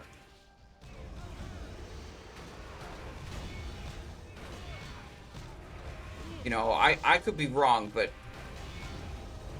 you know, explosion is not at the top of my list of things that can drop me from 30% health to nothing.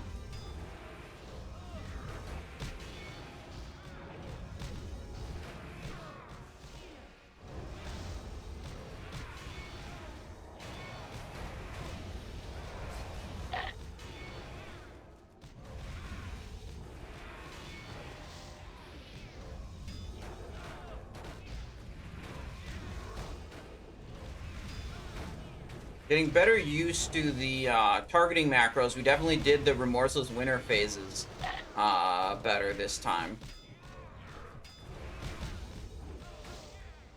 And I'm trying to incorporate the AoE buttons more in my rotation here, so that maybe some of these ads are dead by the time we get to the third phase.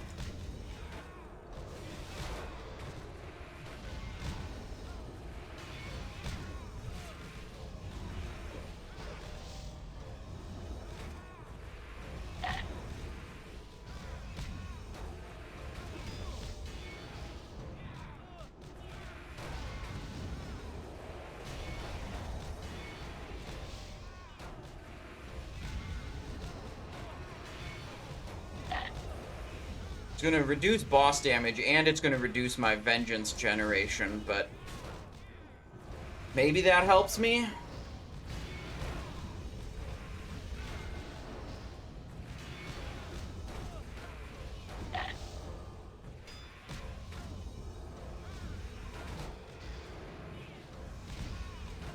Bro, he's just doing bullshit. He cast so many spells in a row and didn't move towards me. I couldn't melee him.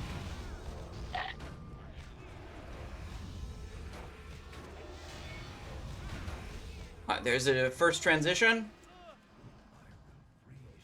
Okay. Let's go. Let's try to stay in melee range so we keep healing from the insight ability. Put up the Eternal Flame. Shift G. Target Ice Sphere, hit an ability, hit G to target Lich King again. Every time I press Crusader Strike, that's a wasted global, that's a bullshit ability, and sucks. I'm not used to Avenging's Shield, like, constantly being off cooldown. Still, is a difficult thing to get used to. This many uses of Avenger's Shield.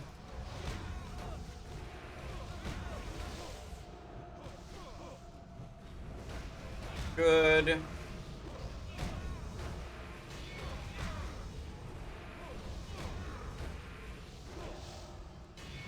Luckily, Avenger's Shield is not turned off when I'm silenced. This is a big problem on my Death Knight, where whenever I was silenced, it would disable Blood Boil, which was the main ability I wanted to use to kill the ice spheres with. But that wasn't happening, because, you know, the raging spirits were silencing me, which was, you know, making it so I couldn't cast Blood Boil.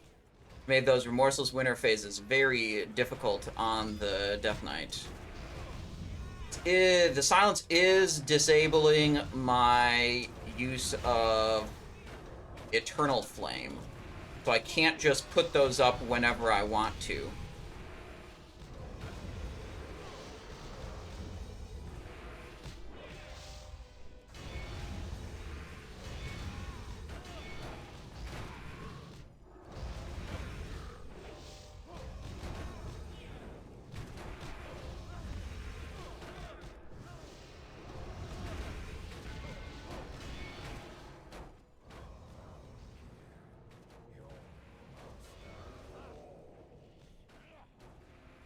What's the deal with the audio here? It feels like it gets quiet for some reason.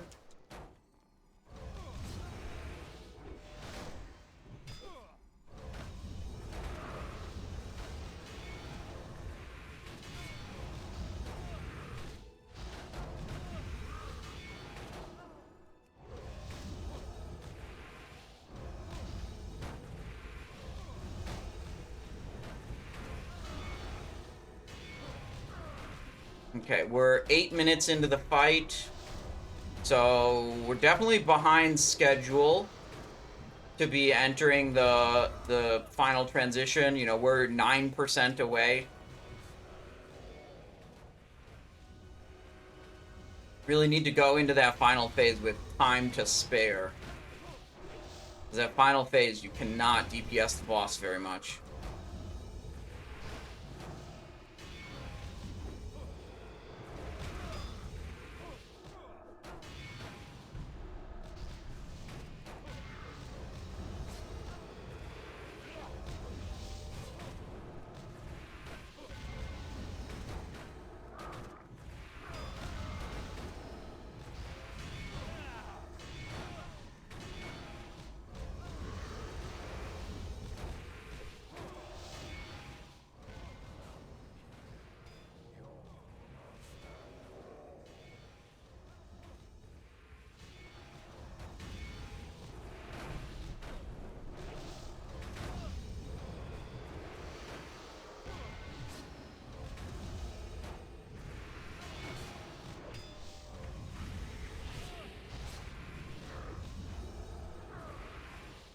There's a transition.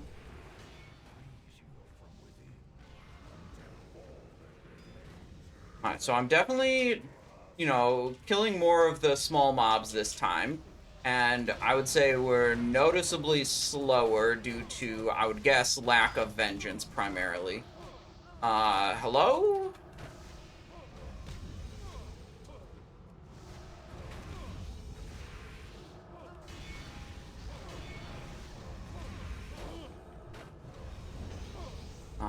Shift G. G.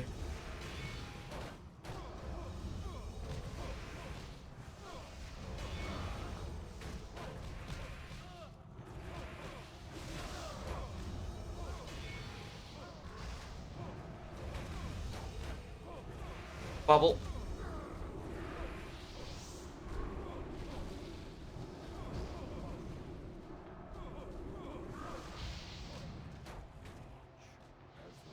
I don't have enough mobs active to reset the cooldown even.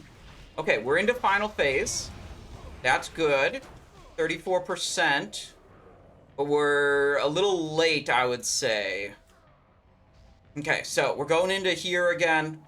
Let's see what happens. Have come to bring Arthas to justice, to see the Lich King destroyed. Let's see.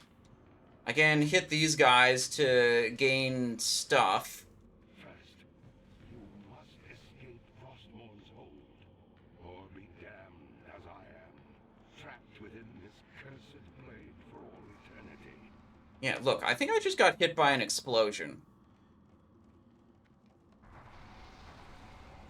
Yeah, those... Oh, maybe the ghosts are different than the stupid purple things?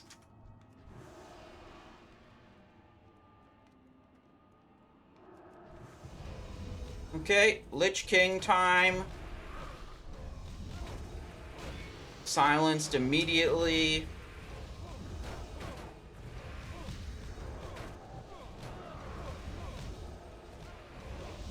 Vile Spirits coming out.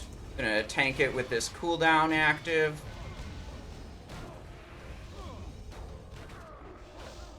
Oh, maybe I hit that cooldown too early. Cooldown's gone now. I got protection.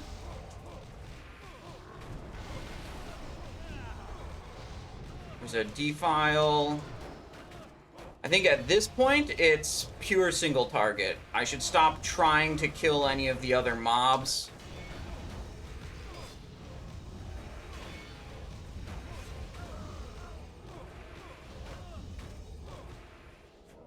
Frostmourned again.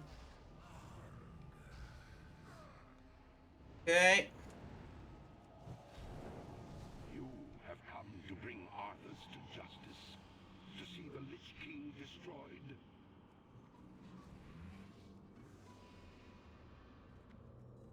First, you must escape Frostmourne's hold, or be damned as I am, trapped within this... Escape Frostmourne's hold. All you do is just live. How do you... How do you not escape Frostmourn's hold?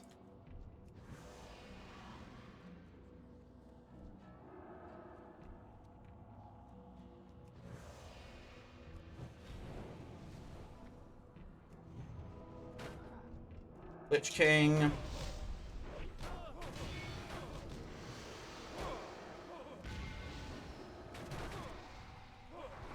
Whoa!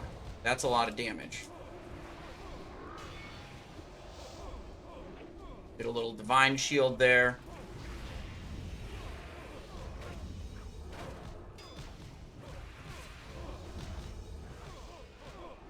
Getting silenced a lot.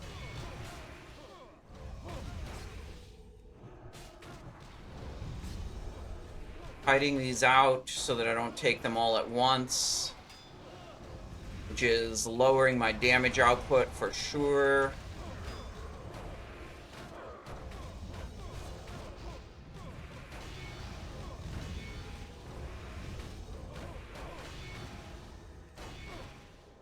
Frostmourned again. We're 14 minutes in. He's probably going to enrage right as I pop out of this. Saving damage cooldowns? No, forgetting to use them. Also, sometimes I'm silenced and can't use them. Yeah, so this phase lasts about 40 seconds, which means we're going to hit enrage. See, look, I just definitely got... Okay, so I think I'm for sure losing this one. I'm just going to stand on top of this thing. Yeah. The stuff in here doesn't do anything. Explosions don't do anything. Ghosts don't do... None of this is something that would drop me, you know, drop me to dead. I think what happened on that previous attempt was basically just some kind of weird bug. And just chalk it up to that. He's enraged. I'm dead. That was not too bad. We got him to 20%, so we needed 10% more, about 10 million more damage over the course of those 15 minutes. Yeah, I mean, that seems close. I think getting, basically, I did enough damage that the ghouls died, but the shambling horrors lived. I think that was a good, like, happy medium. So I think I should do basically 0 AoE in the first phase. And then I should start hitting AoE in the second phase until all the drudge ghouls are dead. And then go back to pure single target.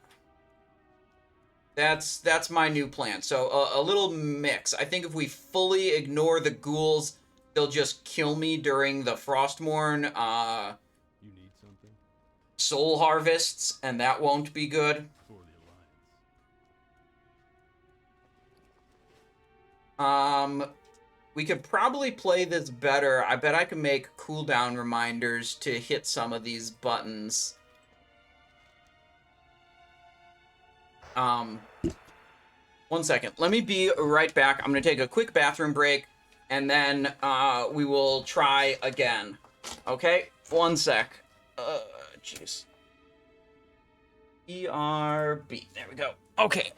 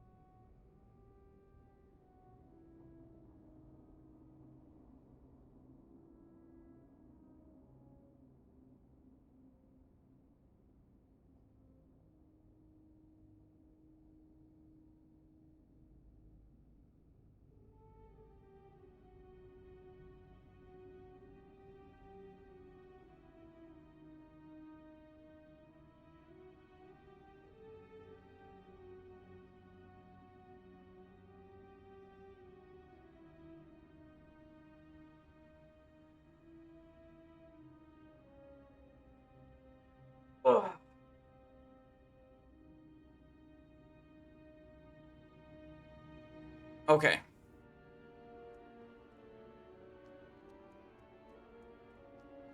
All right. The Eternal Flame seems to be working enough to keep me alive as long as we kill the little drudge ghouls.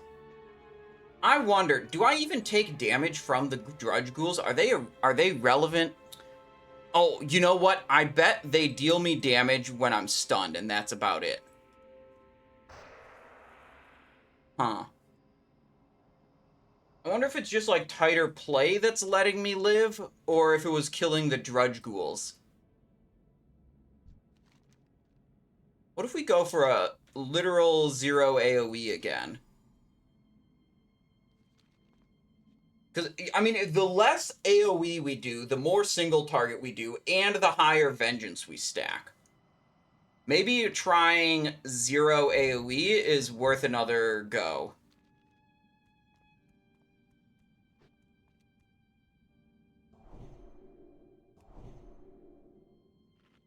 So, the light's vaunted justice has finally arrived. Shall I lay down Frostmourne and throw myself at your mercy for We'll grant you a swift death. Hold on. I got a way better soundtrack to play for the attempt where we're definitely going to get it. You'll learn of that firsthand. When my work is complete, you will beg for mercy, and I will deny you. Your anguished cries will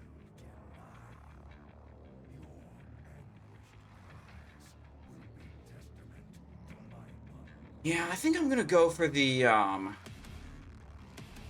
0 DP 0 AoE strat. So be it. Champions, attack!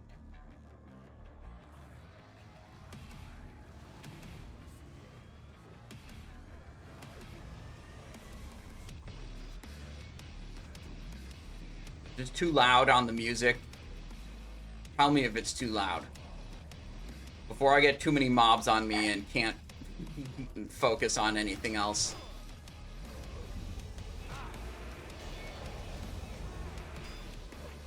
I'm gonna move so that the shambling ghoul is in front of me.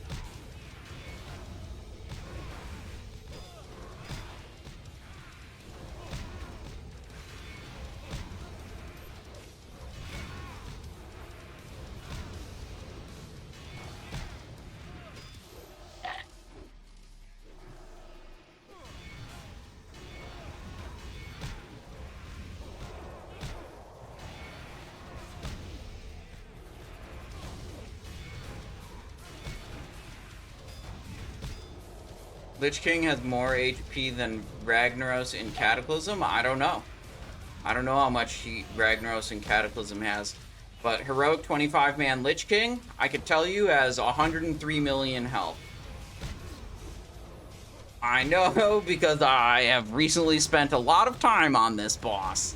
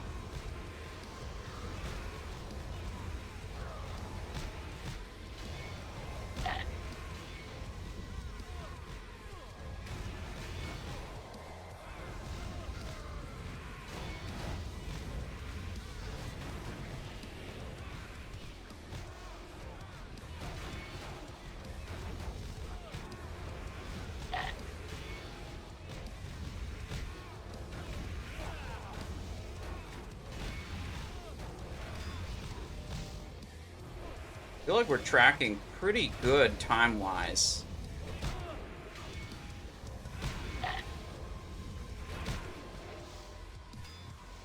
I mean, after I figured out that effectively my only damaging ability is Avenger's Shield, and I just like stopped casting anything else unless Avenger's Shield was on cooldown, really improved my damage output. Really, I think made a difference.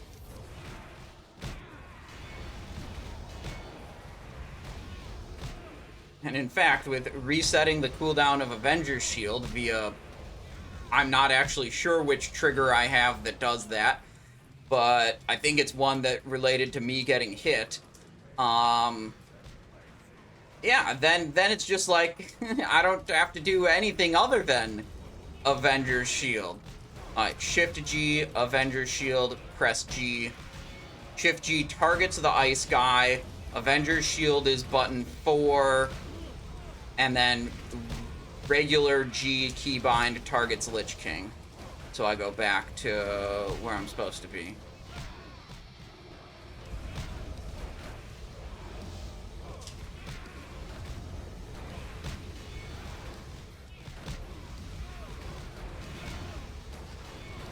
Gotta say, I really appreciate on this character the ability to press my ice sphere killing button while being silenced.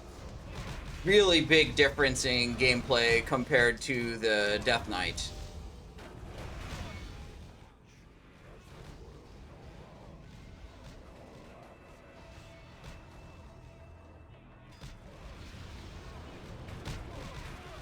Okay, so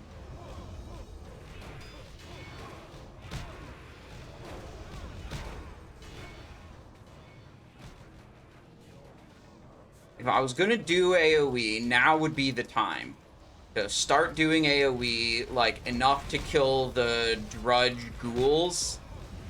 And I'm really kind of undecided on whether or not I should do that, or if I should just keep them around so that I can Vengeance harder, so that I can get just instantaneous resets of Avenger's Shield. I'm just worried that I'm gonna get murked when he Frostmourns me. But we shouldn't do half measures. I said we weren't gonna kill him this time, so let's not kill him this time and see how it goes.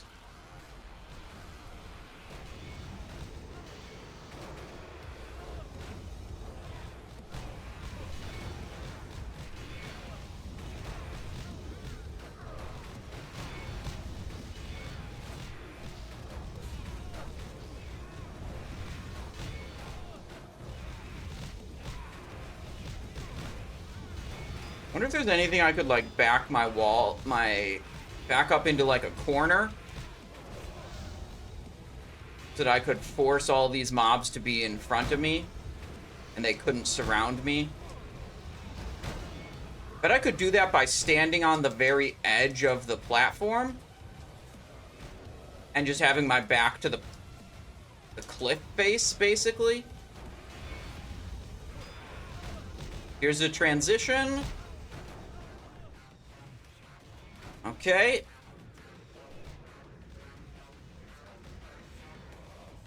Keep an eye out for the ice dudes.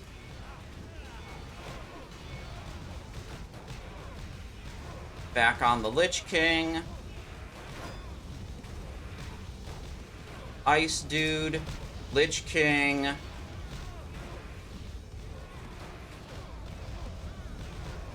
Ice dude. Lich King. Can't do my thing. There we go. Lich King. Lich King. Had a little bit of trouble putting up my Eternal Flame because I was silenced.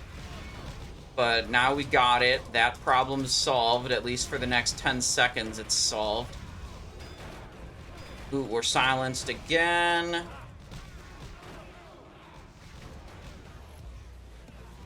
There, got a reapplication.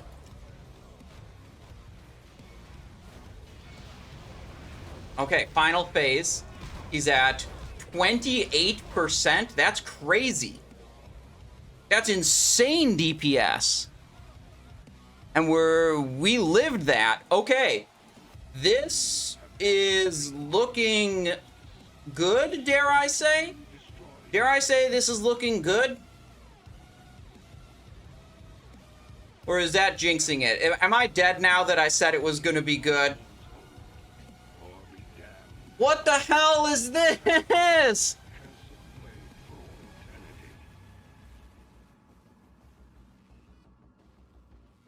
Yeah, I did jinx it. This seems like another one of those ones where it's probably not going to show me. It's going to say, like, Harvest Soul killed you. What is going on here? All right, one of you guys posted the clip of the previous time that happened. This was the previous time. And you know, the attempt before this one, I literally... Yeah, that was just 100 to 0. Look at this.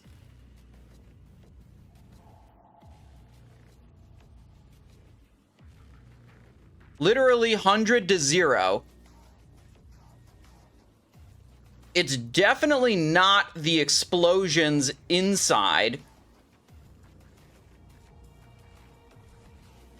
Because I literally stood in them on purpose. On the previous attempt. So it can't be the explosion. I intentionally stood in them on the attempt just before this one.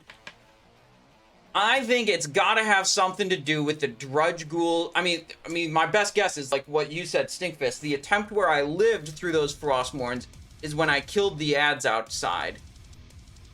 So I killed the Drudge Ghouls. Both the times I've made it to Phase 3 and didn't kill the Drudge Ghouls, I, according to the game, died to Harvest Soul. So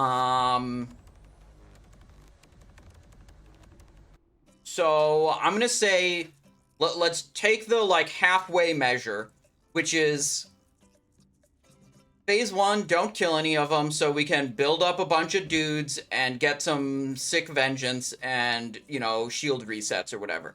As soon as Phase 2 starts, start spamming my AoEs as much as possible. Holy Wrath, Consecration, you know, I can do Hammer of the Righteous also. So that ideally, by the time Phase 3 starts, all the Drudge Ghouls are dead. That's going to be the goal. I think actually Holy Wrath might be terrible because it does a... Hang on, this might be bad. Damage divided among all enemies. Yeah, Holy Wrath might be terrible. If it's a capped total amount of damage divided amongst all targets hit, there's too many targets. It'll just do almost nothing to each individual target.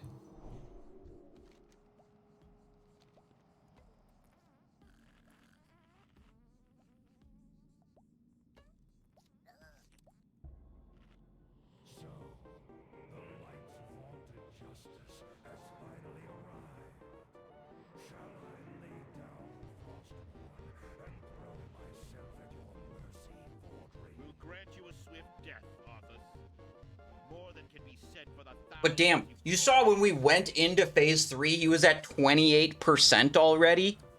Holy, that's so good. That's so good. When my Death Knight killed it, going into Phase 3 was like 35%. Okay, that's a massive difference.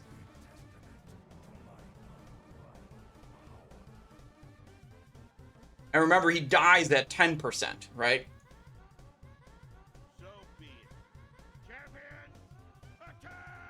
It's a lot closer to death than maybe that seemed like.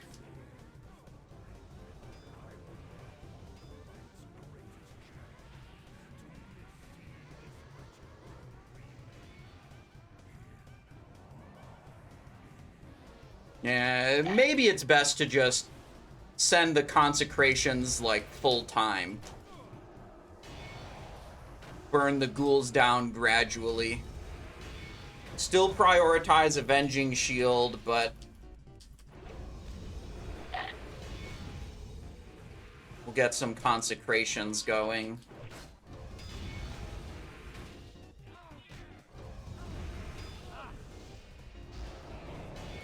Yeah, Reza, it's showing 10 heroic on the flag, but this is actually 25 heroic. This is 103 million health. Oh! I wasn't paying attention. Well, we haven't had one of those in a while. Yeah, the trouble I'm having today, Reza, is for some reason, I'm just getting dropped from 100% health to nothing when I'm inside the Frostmourne chamber. And I'm not 100% sure why that's happening. Like, if I don't die during the Frostmourne chamber, I would have killed it already. The combat log is saying that I'm dying to Harvest Soul, which doesn't make sense because Harvest Soul doesn't hit for 700,000 damage, and it's not showing a damage event, and it's also not showing a death event in my details log. Like, there's just no death recorded for that attempt. My best guess so far is that it has to do with the number of mobs alive topside, that, like, the Drudge Ghouls are still able to attack me while I'm being, like, whatever, soul siphoned, and then my topside character dies, and then my main character dies, and it, you know, wigs out the combat log in some way.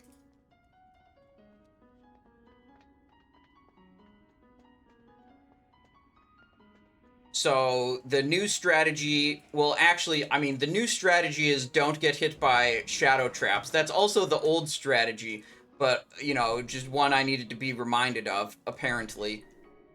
Maybe I should repair? Can I mount up over here? Can I mount in this region? Frick. What's my durability at? Oh, never mind, I got plenty of durability. Repair next time, though. Shield breaking halfway through a good attempt would just be absolutely morally, you know, more devastate morale.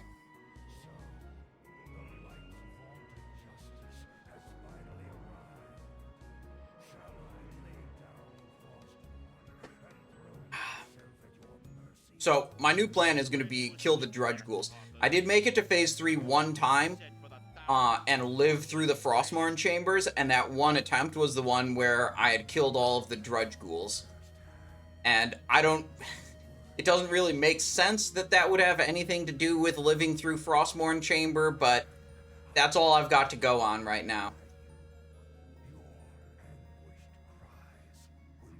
Oh, Reza, I know I will hit Enrage, but, I mean...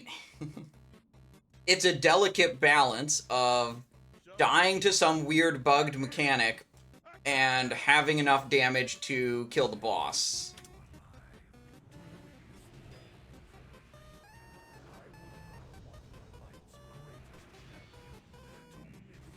We can definitely hit Enrage if I want to.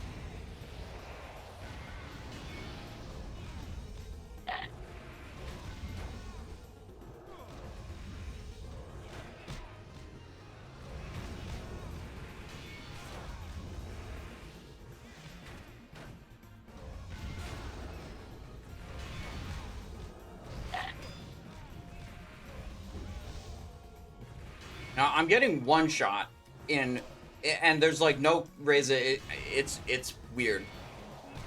I'm getting completely one shot, 100% health to nothing, and there's no combat log entry of like a damage event. It just says Harvest Soul killed you. And it's definitely not the explosions in the Frostmourne chamber, because I did one attempt where I, like, intentionally stood in them. And they deal, like, 4,000 damage. You know, it's nothing. It's peanuts.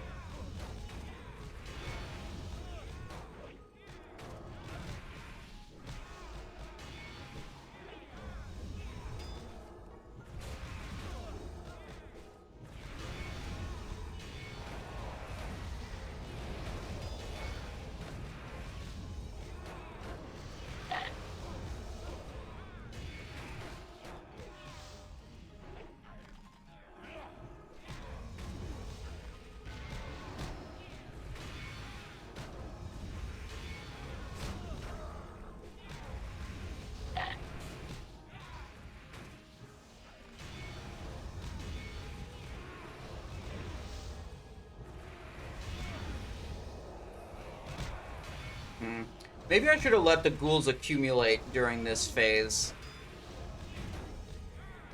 Maybe I'm killing them too aggressively.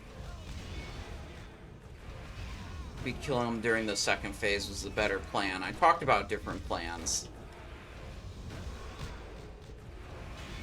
Is it that you got 25 heroic will finally? Congratulations.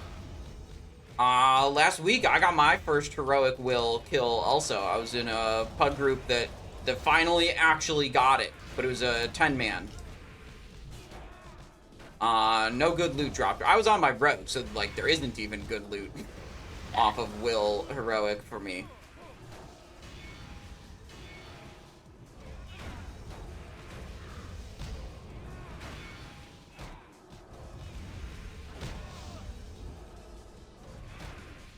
Yeah, 74%. We're 4 minutes 15, so we're a little bit behind. Yeah, we're actually probably a lot behind compared to the Death Knight's speed.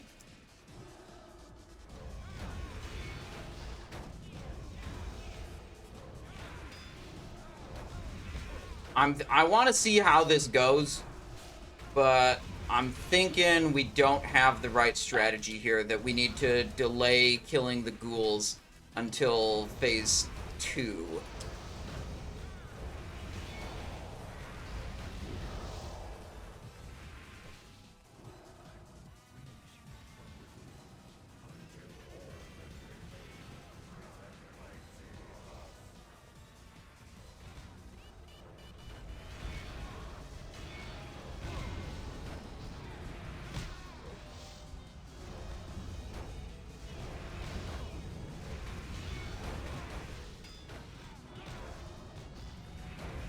Although it is a little harder to kill the ghouls during phase 2 because you're going to start getting silenced. And then you can't consecrate whenever you want to. Not the biggest deal, but it's something.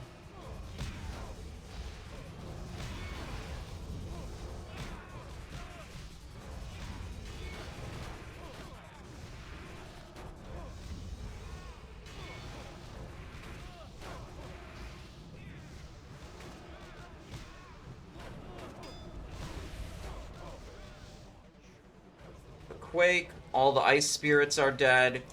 We are in phase 2.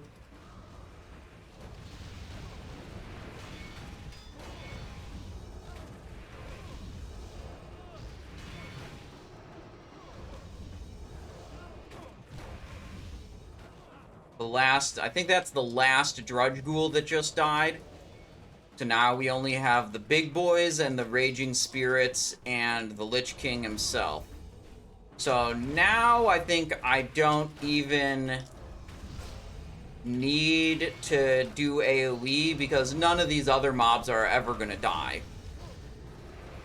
I can just focus entirely on Lich King. Because any AoE damage is essentially wasted.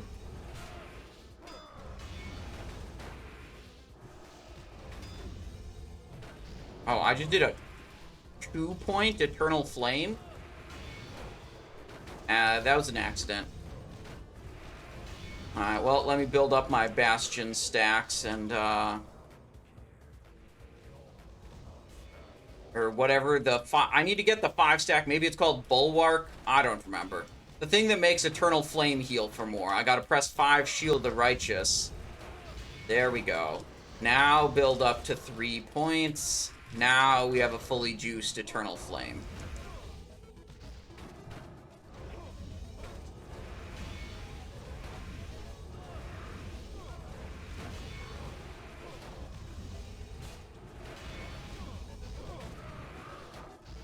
My vengeance at 61. That's not a lot.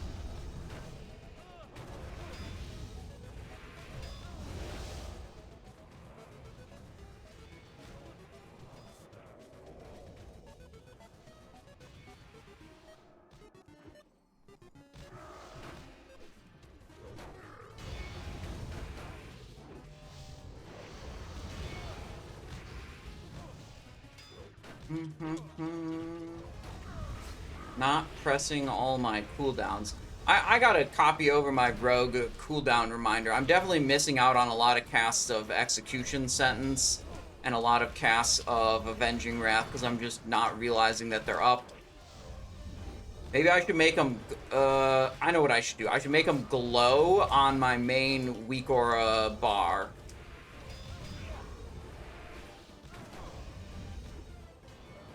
That would be good, I think. Okay, here's a phase transition.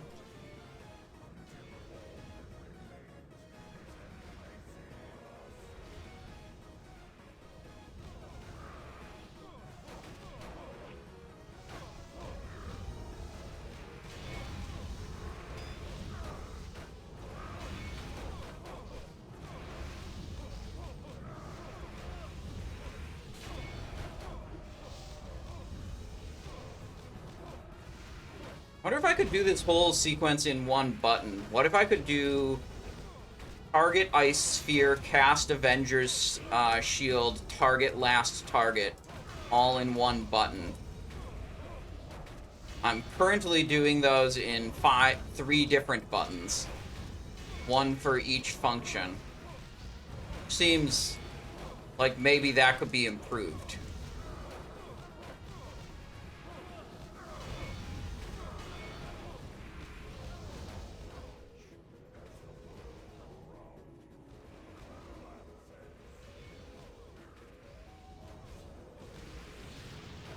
Okay, we're coming in at 31% on this phase.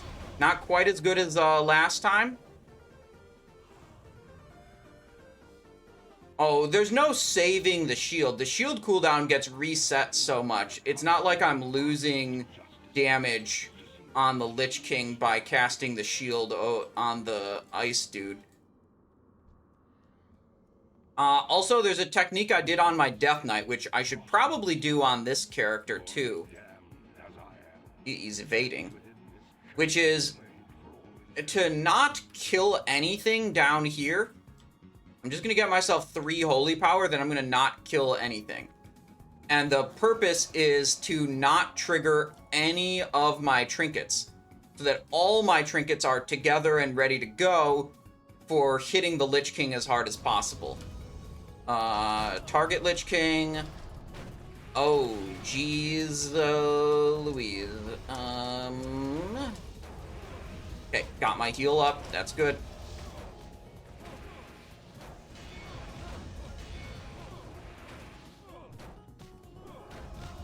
What did I just press? Silenced again. Silenced again. There we go. Not silenced for just a moment. Finally can actually hit stuff.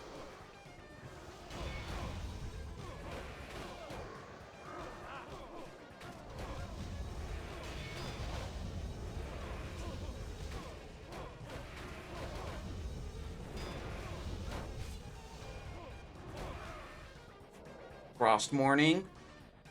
3 minutes to go, 23% boss health.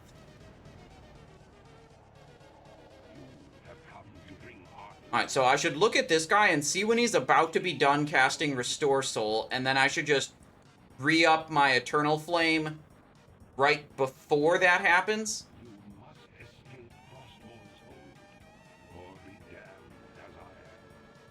I see someone in chat was having trouble with the Discord invite link. That happens sometimes. There's a lot of troubleshooting tips below any Simonized Show YouTube video, which is basically like go into the Discord app, manually copy and paste the invite. Sometimes your web browser just has trouble with the particular way the link is formatted, and doesn't like it.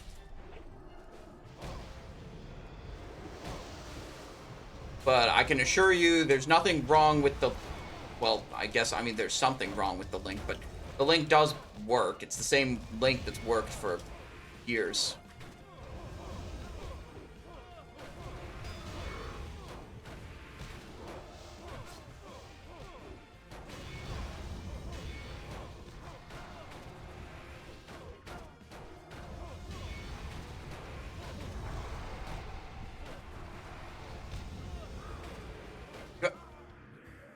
Bro, I activated Divine Shield, it went on cooldown, and I still died.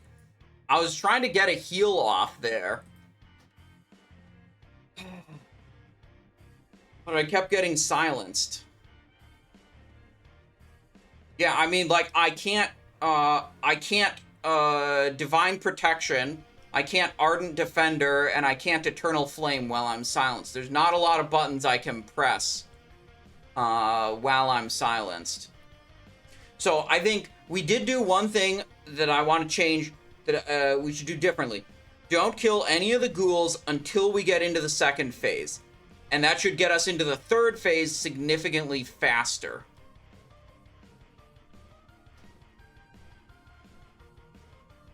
Yeah, I'm aware, Reza. I know there's a lot of raging spirits doing the silences. It just gets difficult. It just becomes difficult. There's no way I could reasonably kill them to stop them from silencing me. I'm gonna duplicate this. Move it up to the Paladin auras section. Delete. Delete. Delete.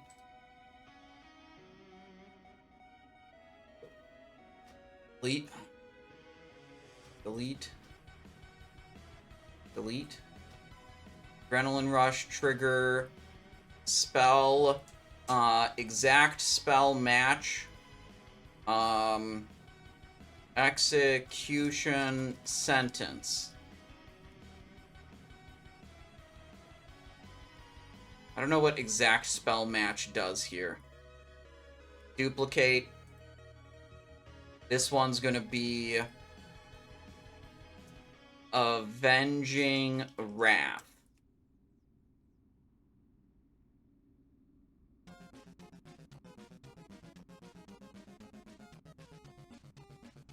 Okay, that should help.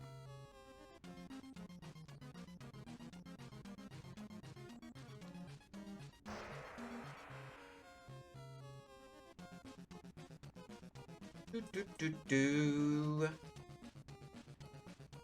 Do do do do do do.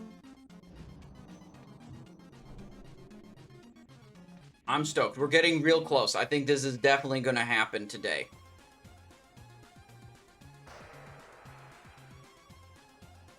Oh, did I need to repair? I lost 30 durability that attempt. Okay, we definitely need to repair next time.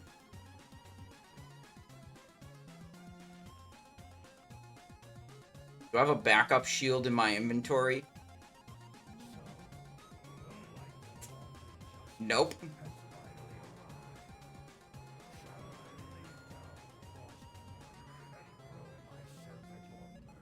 No Jeeves? Nope. We'll grant you a swift death, Arthur. I looked at Jeeves one time and was like, the cost of Jeeves is the cost of like 400 scrap bots. And then I just decided I'm never going to craft Jeeves because that seems stupid.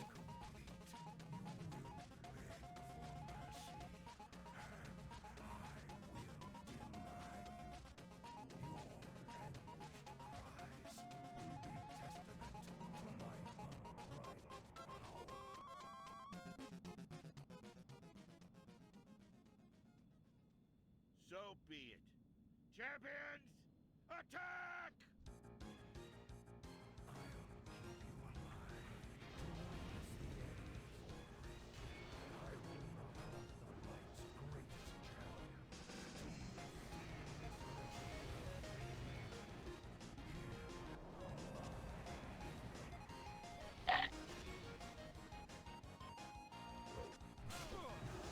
Okay, so now that there's some ghouls up, we're gonna intentionally not kill them until we make it into the second phase. It's gonna help us reset Avenger's Shield more often. It's gonna help us generate more vengeance. And overall, that should get us into the third phase significantly faster. Well, hopefully enough faster to make a difference.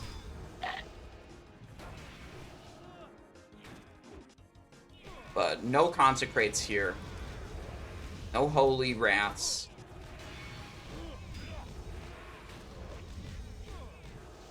I don't think my weak auras worked.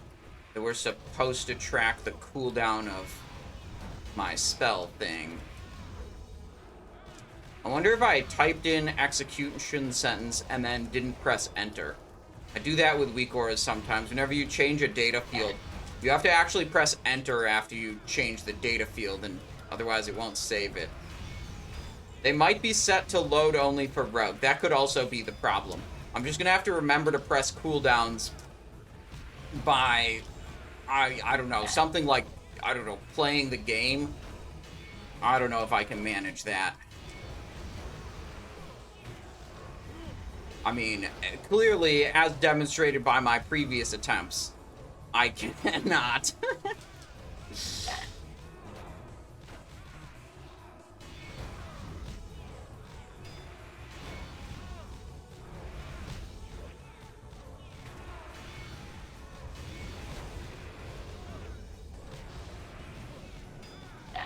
Execution sentence.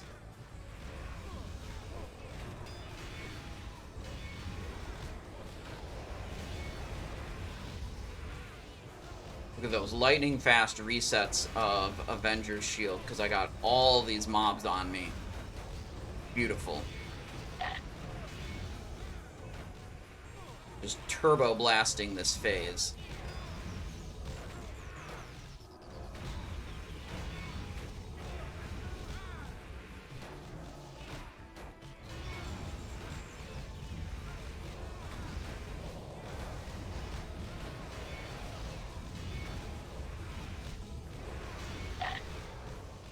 Move. Cooldown's about to come up again. Avenging Wrath.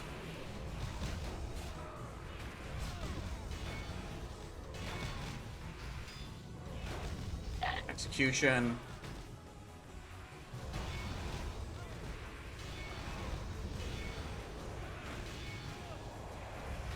%, 3 minutes, 19 seconds. I think with this strategy, we clear this phase way faster. The Death Knight killed this phase in 3 minutes 55. And the Death Knight did not ramp vengeance like this. The Death Knight, yeah, just killed everything with disease spreading. So if we can match the Death Knight's time for this phase, that means we're way ahead, because we're ramping our vengeance. and we're doing more and more damage as the fight goes on. Which is not true of the Death Knight. We're at 407. We did not beat the Death Knight's time. But we're not that far behind either.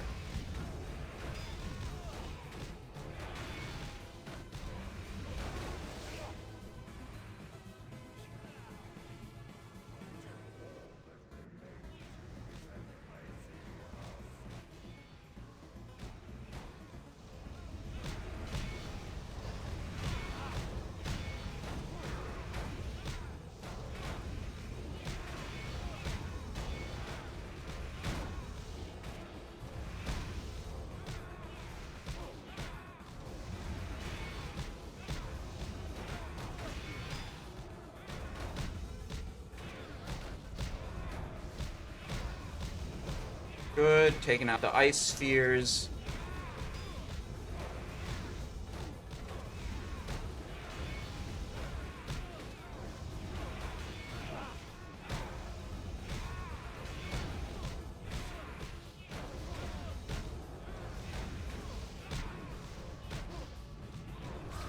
Free up my healing ability.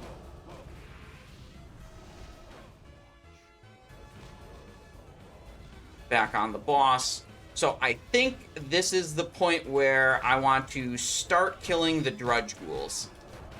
So we're going to start dropping consecrations.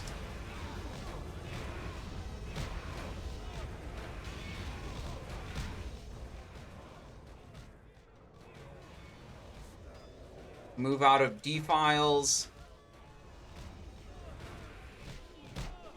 Try to keep the mobs on the consecration after I drop it. Still try to use those ghouls for as long as I can. Oh, there we go. Getting defiled. For the shield resets. Wonder, I could get most of them like low.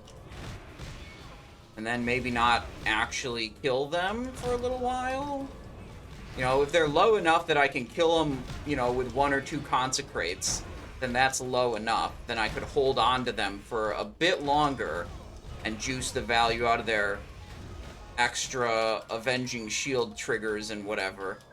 Although, that might be getting a little too greedy. Maybe we finish them off during the next transition? The Remorseless is when we want to have, like, by the time the second Remorseless is done, that's when we want these to be for sure dead and gone.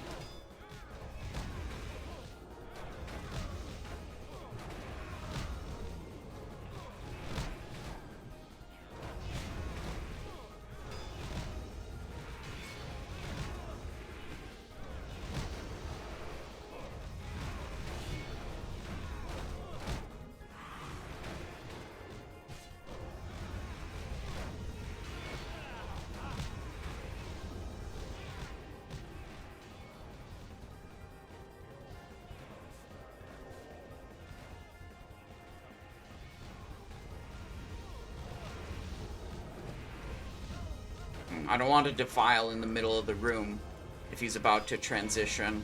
Yeah, there's the transition. Okay.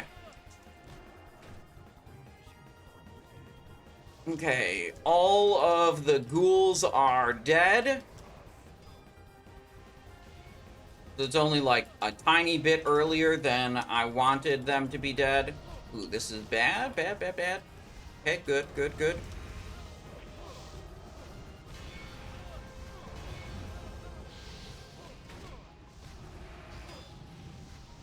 Like, there go all of my Avengers Shield resets. You know, that ability is not going to reset as easily anymore.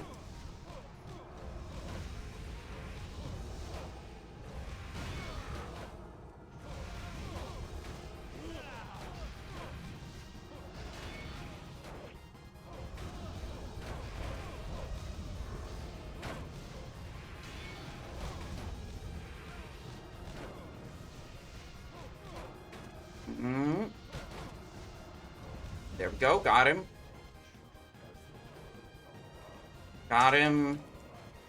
Okay, good. Going into final phase.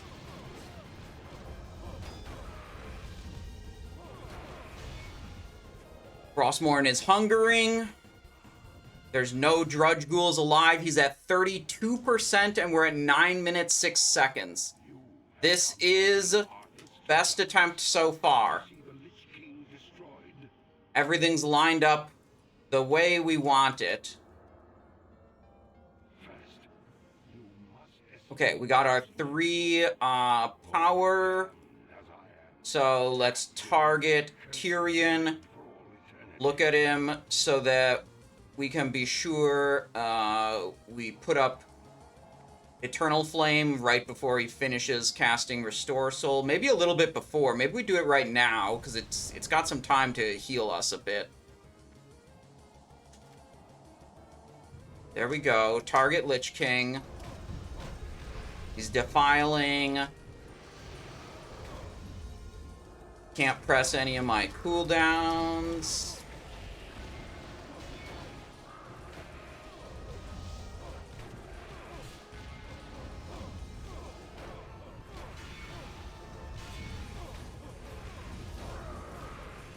Those spirits are gonna come in soon.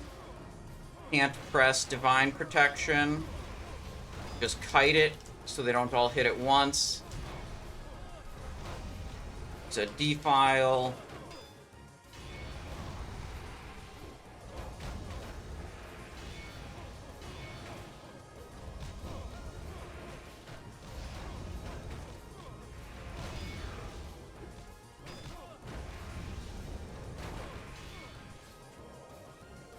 Okay, we're back into Frostmourne. 25%. 10 minutes, 50 seconds. So we did 7% of his health between those 2 Frostmournes, I believe. I can't remember. He was 32, now he's 25. I can't remember when he was 32. Was he 32 when I entered Phase 3 or when I exited that previous Frostmourne? Well, whatever. He was 25 when I went into this Frostmourne. So we'll be able to see how much we do to him by the time we exit this Frostmourne. Or by the time we get to the next Frost. You guys know what I mean.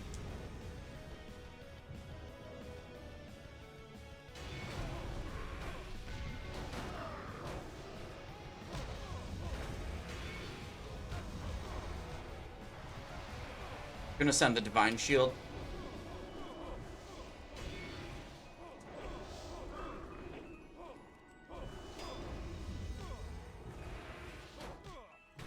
And we're back to being silenced. Great.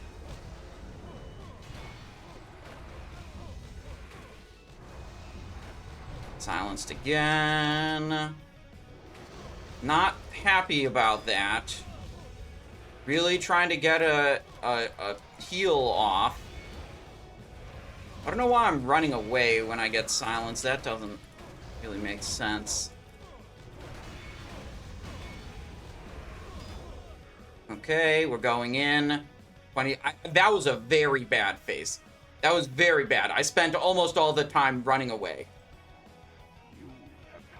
Not doing damage. Because I was just trying to get my heal up and I was too focused on that.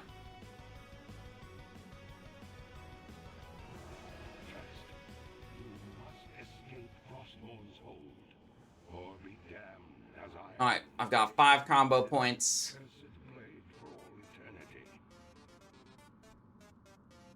How are we looking on this Restore Soul?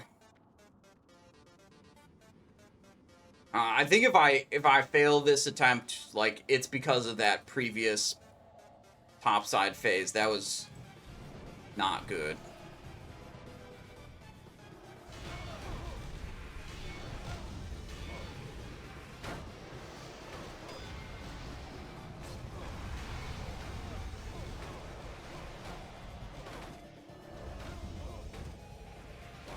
Run away due to the Vile Spirits, but then the boss just sits there and casts dumb shit, and I'm not kidding him.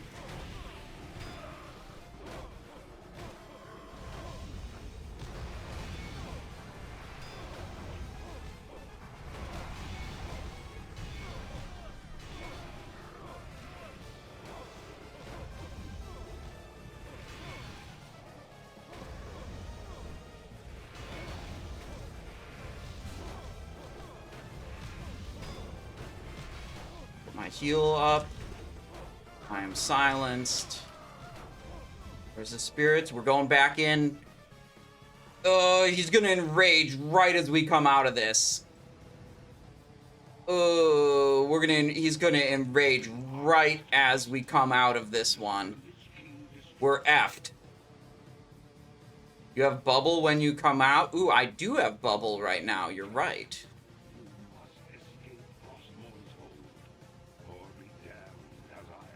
Can you bubble and kill him? We will see. That is the plan.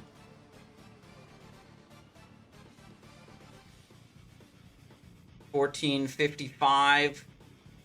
Yeah, we're gonna be over the 15-minute mark by the time this spell cast finishes.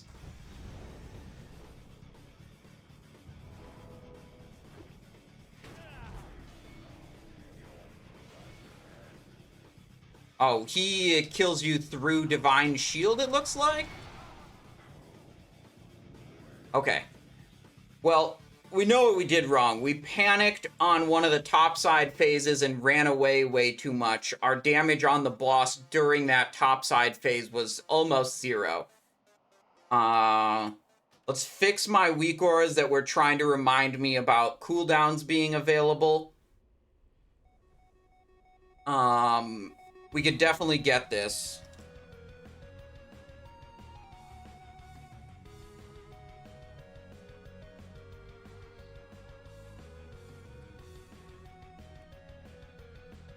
Let's see, wings, conditions, desaturate on, add condition if,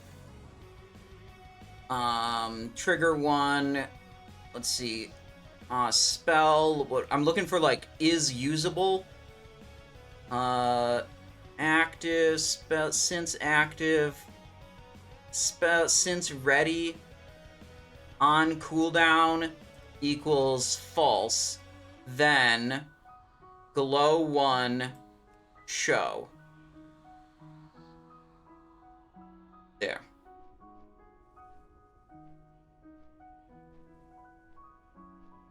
Yeah, basically, like, I was getting silenced and wasn't able to heal, and I was worried about the vile spirits. Like, I was trying to play to live, and I was running away, and I lost a lot of damage, because I was kind of panicking that, like, half my buttons were turned off, and I couldn't do anything. You know, I couldn't do what I wanted.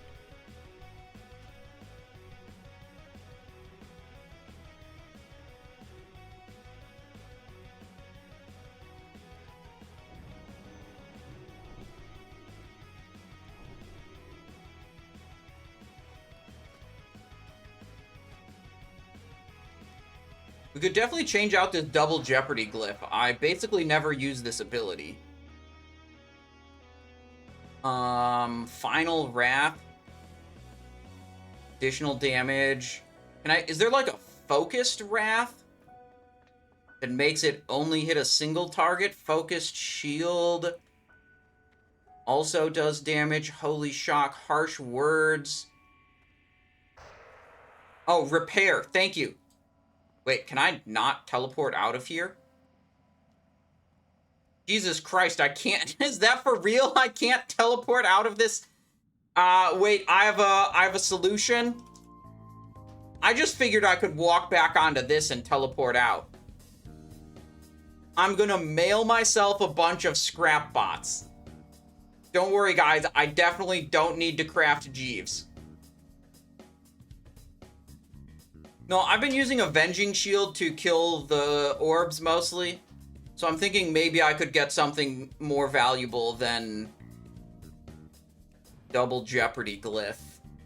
We'll see. I mean, a lot of the glyphs, they just suck and don't do anything. So we might not actually find anything any better than double jeopardy. Scrap, repair. Repair bots, 55 gold. Scrap bot, 25 gold.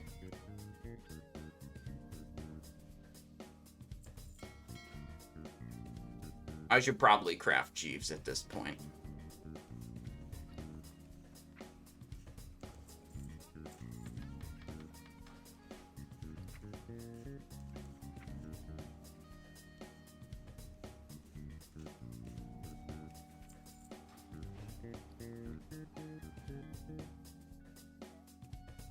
Okay.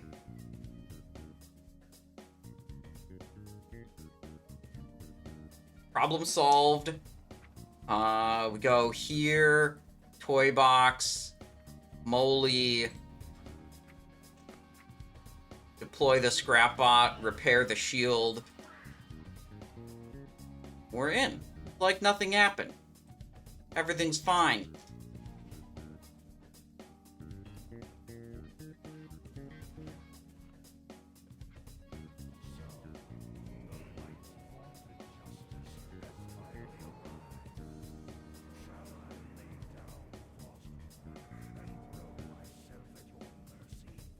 We'll grant you a swift death, Arthas. More than can be said for the thousands you've tortured and slain.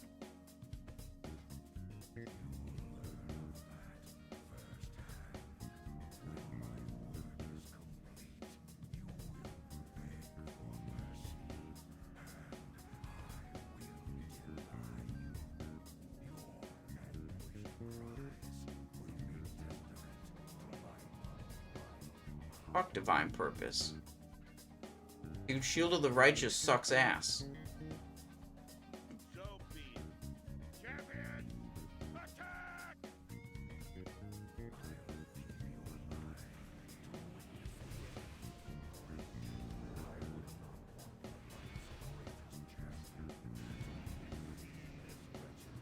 All I want to cast is Avenger's Shield as many times as I possibly can. Oh, and move out of shadow traps. That's what I wanted. I want to do that also.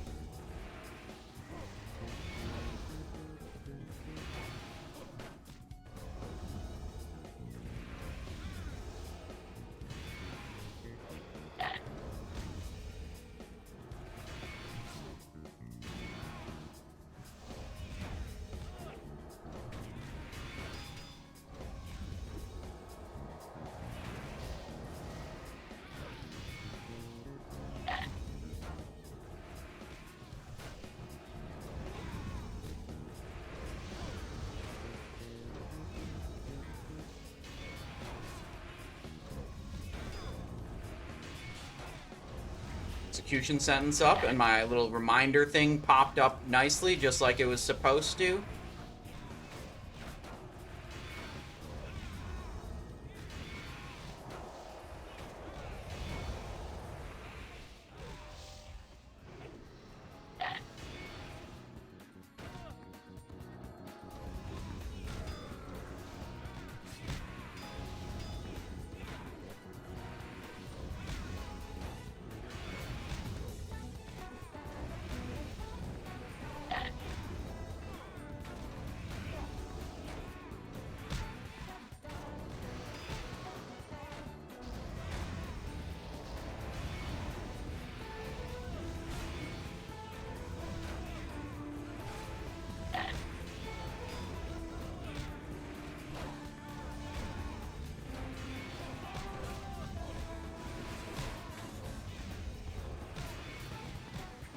Look at that, I've already cast Execution Sentence 3 times, and it's 2 minutes, 5 seconds into the fight.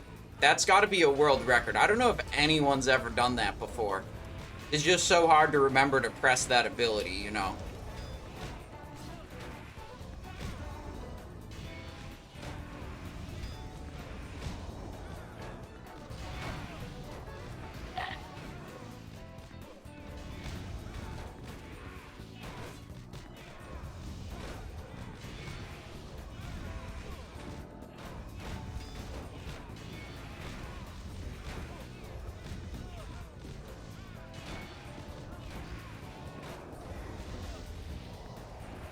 Bad button press, didn't mean to do Holy Wrath. Complete waste of a button press, too, really. The spell sucks.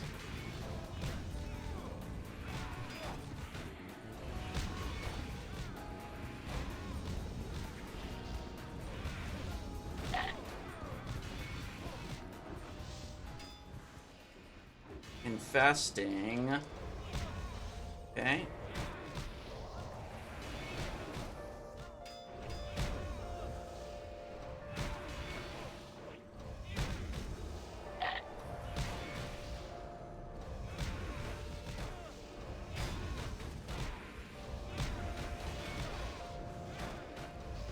78%.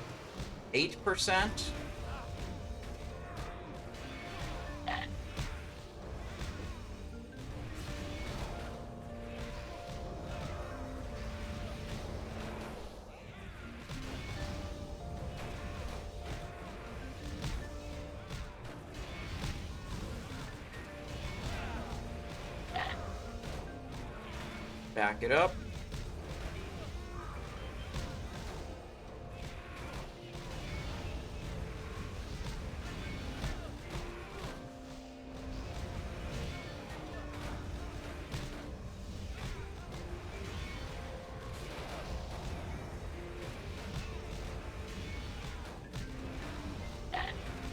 Back it up.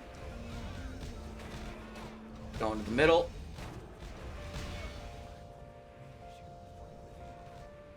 So the Remorseless Winter phases, they last exactly 60 seconds, I'm pretty sure. So I really only need to hit a Eternal Flame at the very start and halfway through.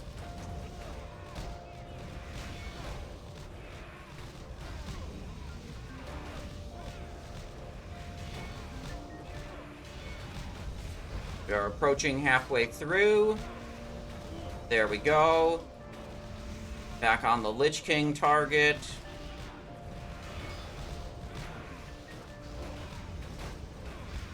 Back on the Lich King.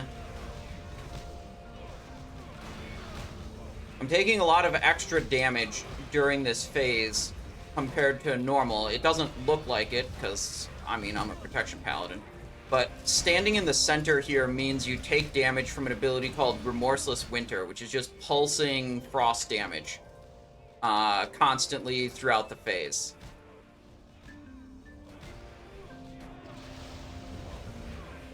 So it is extra important that you do have your healing abilities rolling. You're using them. Okay, so this is where I'm going to start killing the Drudge Ghouls. We're going to do so slowly, just with consecrations. Whoopsies, I pressed Guardian Spirit, I meant to just press Avenging Wrath.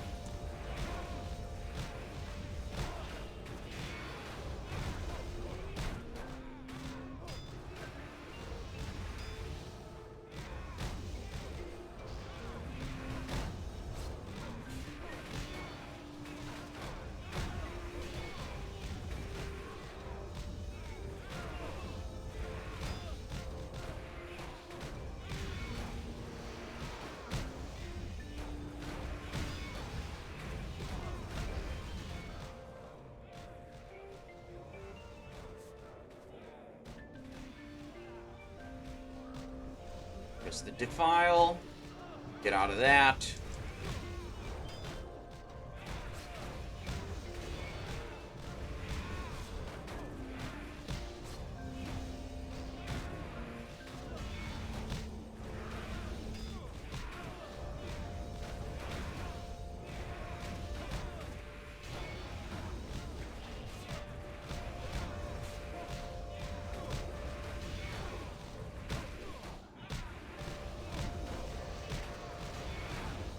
Okay, there we go.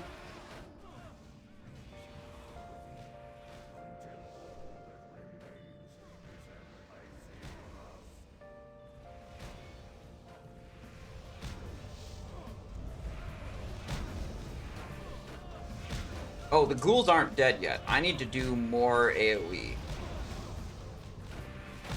They need to be dead by the end of this winter phase.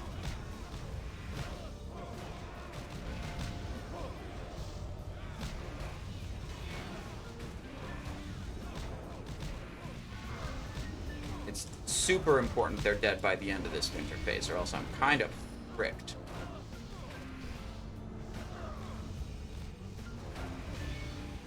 Okay, they're all dead now. Problem solved.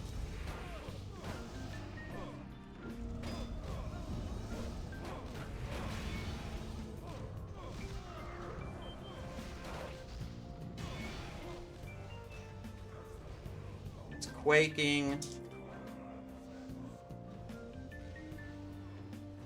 Okay. 29% going into this phase at 8 minutes 38. It's my fight to lose. It is my fight to lose. Everything is lined up good here.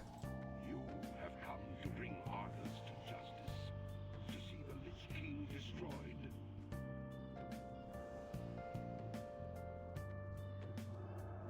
First, you must escape Frostmourne's hold, or be damned as I am, trapped within this cursed blade for all eternity.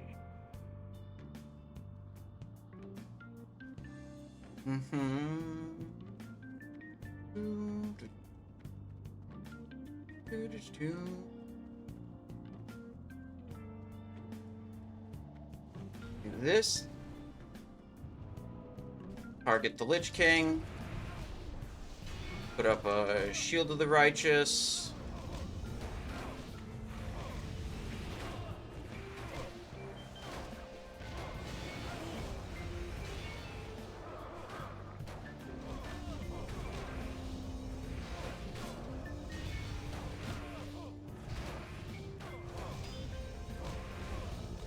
Damn, I tried to go for the Eternal Flame there.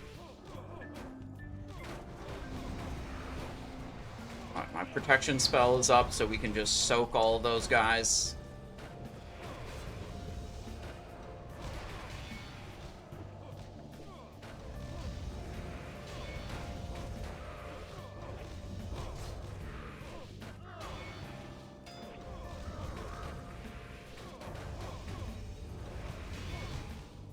Going back in. We've got so much time. 10 minutes, 30 seconds. Boss is at 20%, dies at 10%. Come to bring Arthas to justice, to see the Lich King destroyed.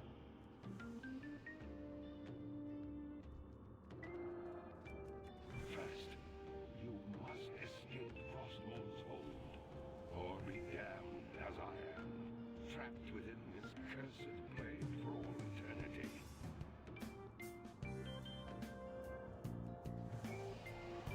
How we doing? Okay.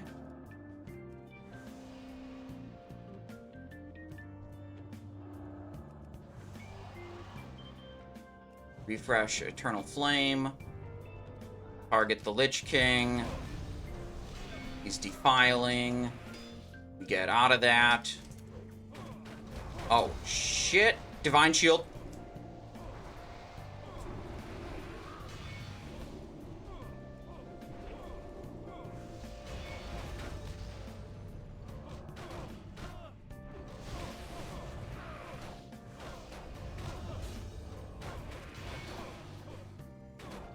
Nitro Boot.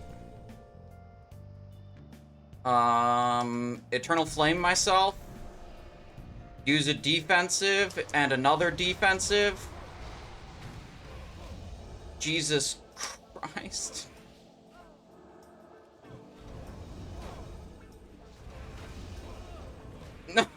What on earth?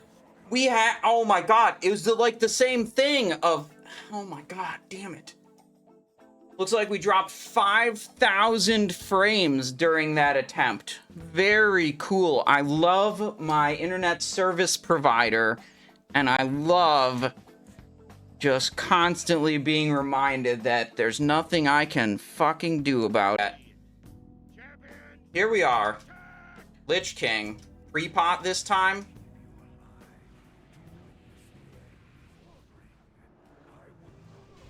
Here we go. This is for sure the one.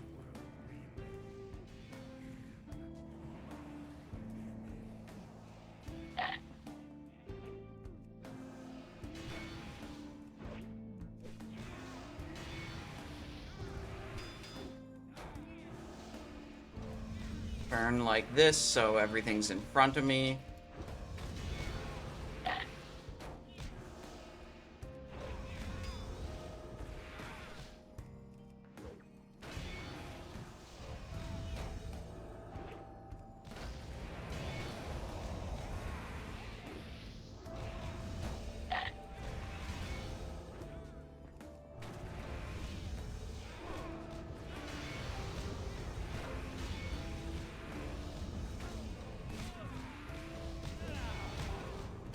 execution sentence again.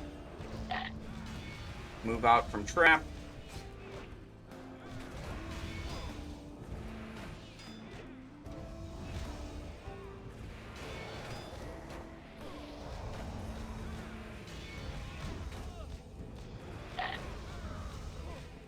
Move away.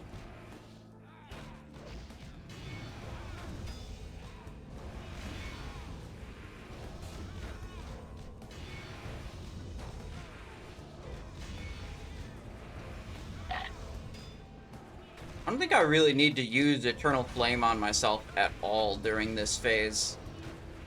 I think Seal of Insight heals me plenty.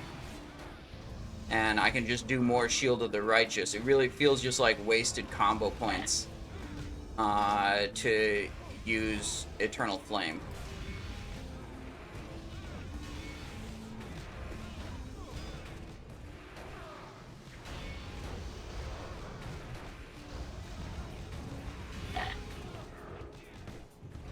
Move out of the trap.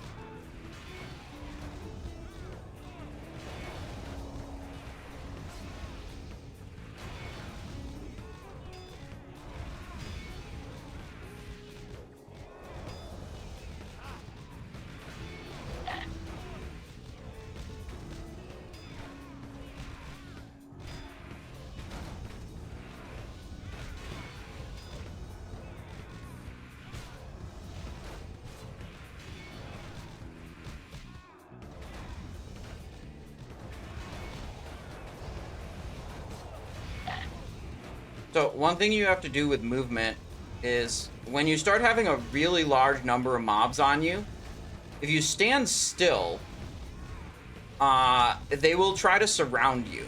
See how they're kind of spreading out in a semicircle around me? And if you have so many, then they will spread out so much that the, edges of the semicircle around you are actually behind you. And you really don't want that because you can't block, dodge, or parry the attacks that come from behind. So the way you counteract that is you just gradually stutter step backwards. And that kind of like resets their movement AI and keeps them in front of you. And, they're not circling around you then.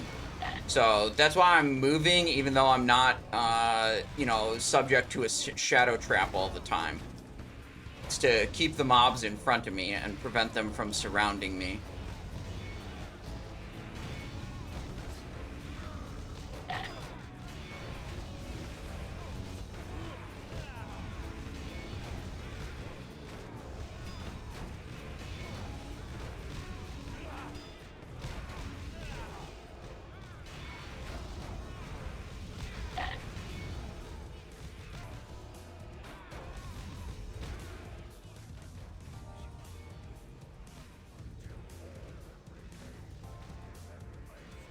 Okay, here we go. Remorseless Winter phase.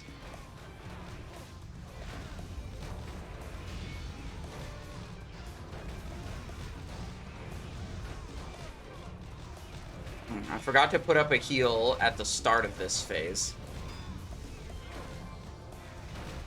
We're okay, though. We got the heal up. We're looking fine.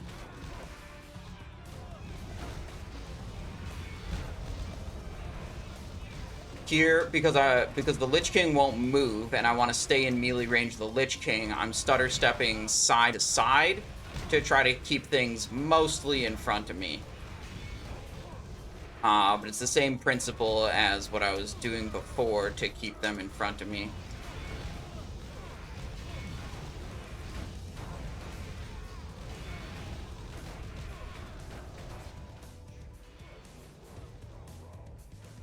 Good phase.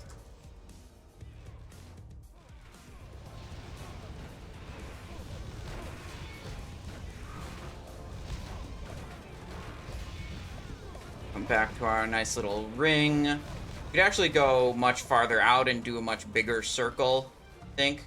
There's going to be defiles. Going to be moving pretty much constantly.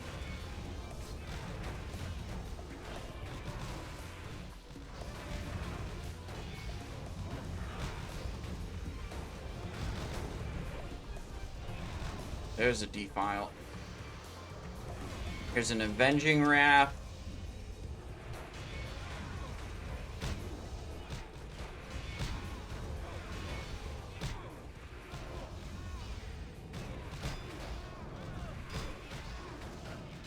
Refresh my Eternal Flame.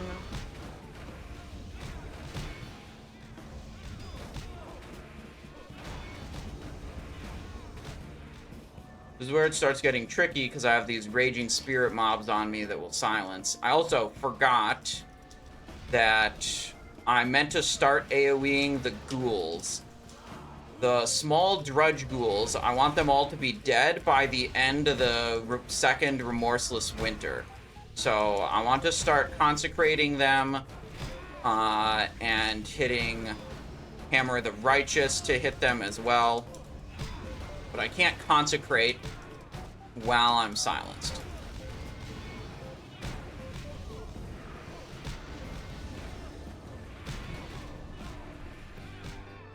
Oh, that's... we're in a defile. That's not good.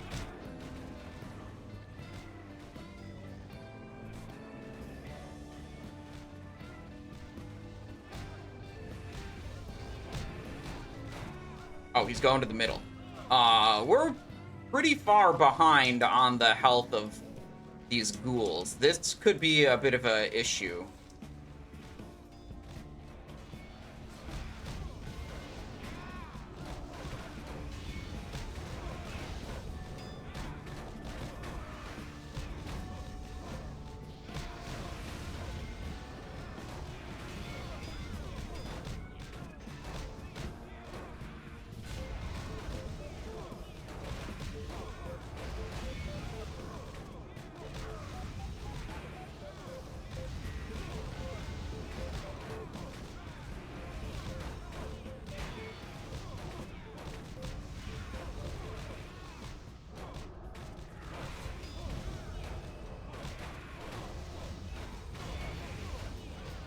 Oh, shit.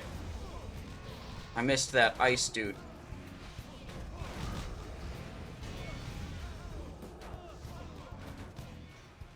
Kind of falling behind on health here due to getting silenced too much. And the ghouls aren't dead.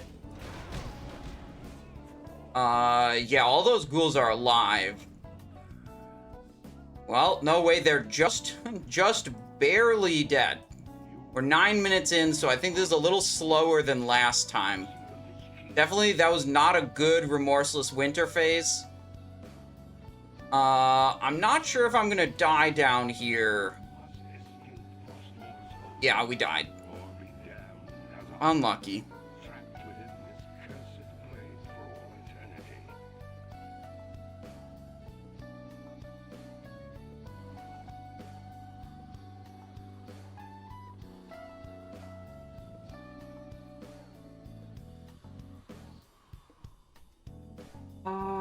Yeah.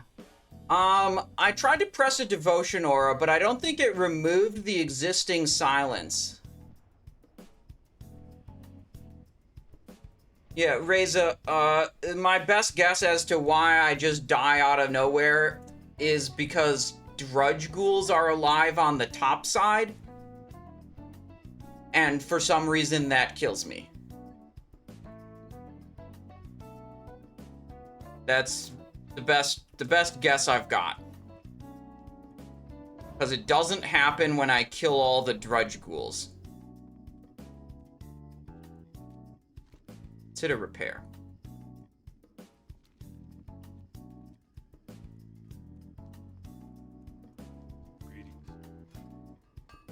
See you around.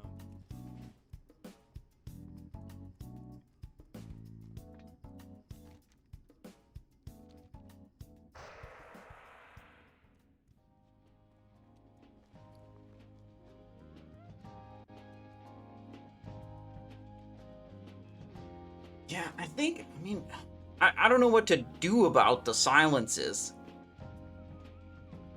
I used a Devotion Aura, and I guess it can prevent application of silence. So if I press a Devotion Aura, it lasts 6 seconds, So it's likely I'll be able to cast a spell before the Devotion Aura ends.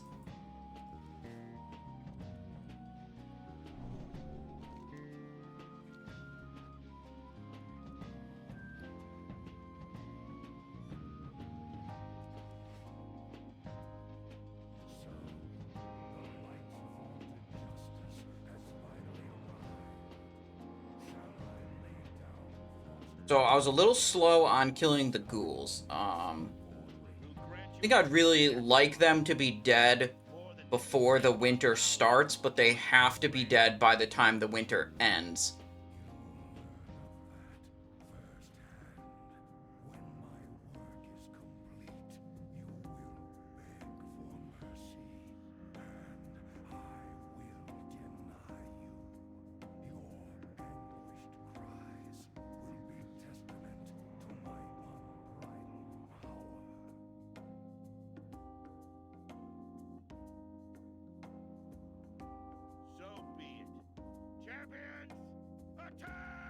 Okay.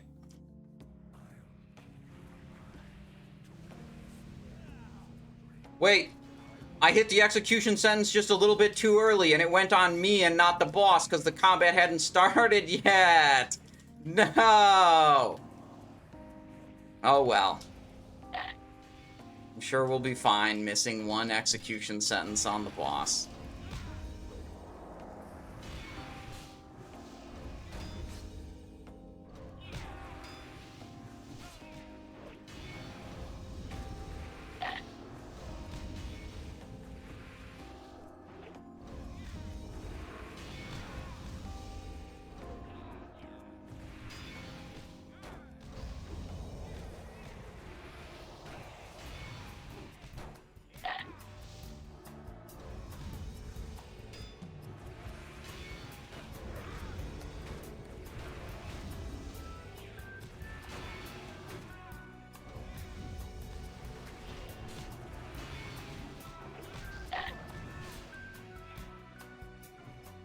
Guess I could do some damage to the Drudge Ghouls. As long as I'm not killing them, I can get a couple of consecrations down.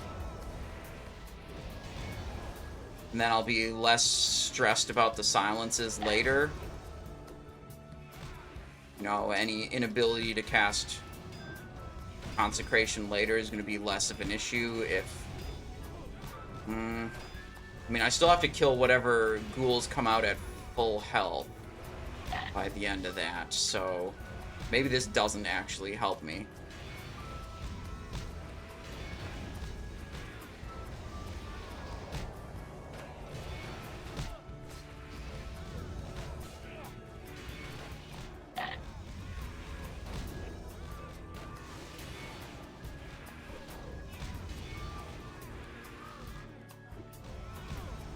Other execution sentence.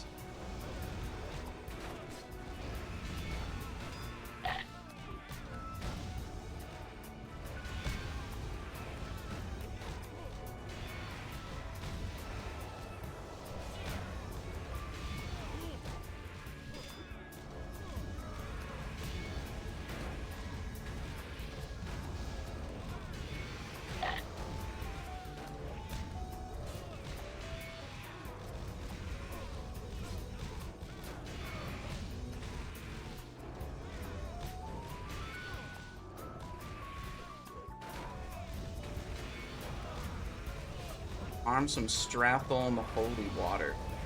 You think that still scales with spell power? Can I actually do a lot of damage with Stratholme Holy Water?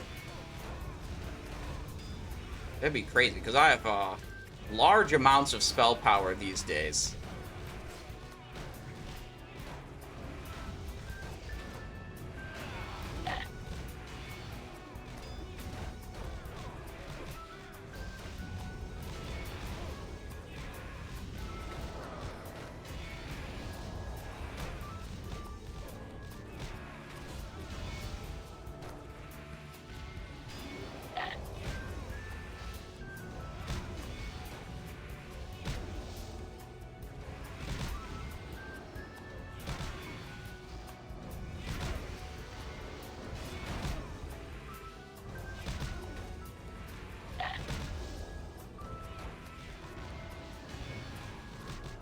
Disease that kills the big ghouls? I don't know. People keep asking me about Necrotic Plague, and it's just never ever happened in any of the times I've fought this boss. Maybe it's something that just doesn't go on tanks, and because it doesn't go on tanks and the only character here is a tank, maybe that's it, but I don't know. Necrotic Plague has just never ever been an issue for me.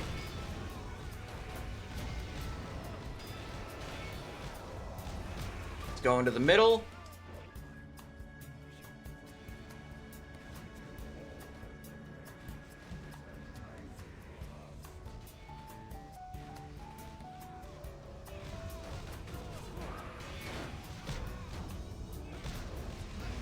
Got the ice dude. Oh, I gotta heal now. Gotta get a heal off. Got it. Good.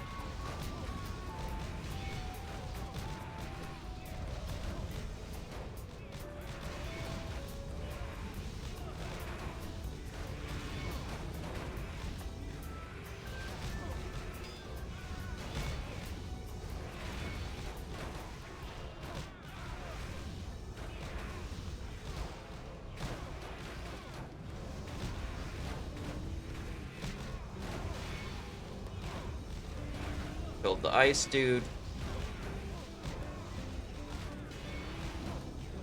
Rotate the other way. Kill the ice dude. We're good. All the ice dudes are dead. Drag it out a little bit. Okay, this is where we start killing the drudge ghouls. So I want Consecrates and I want Hammer of the Righteous. Ideally, we do it with just Consecrates, but we're going to be silenced a lot, and we can't do Consecrates all the time.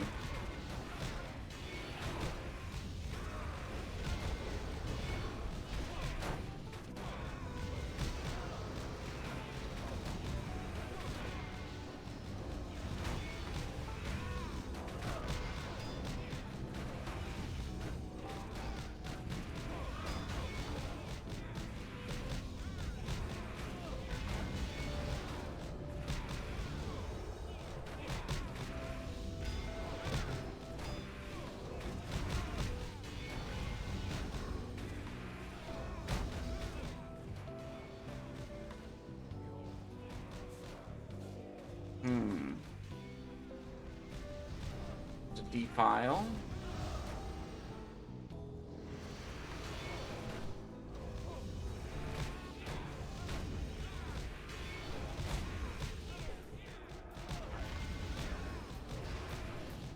Some of the ghouls are starting to die. So we're killing them a little bit earlier than we have to. But, oh well.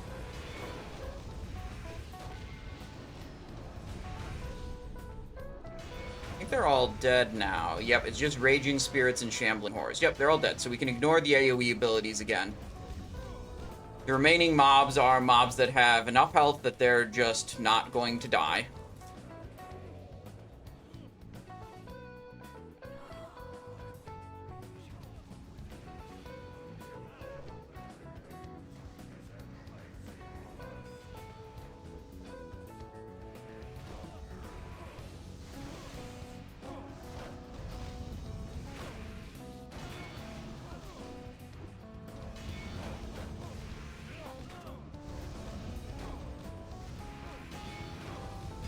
See, our resets of Avenging Shield are a little less common now.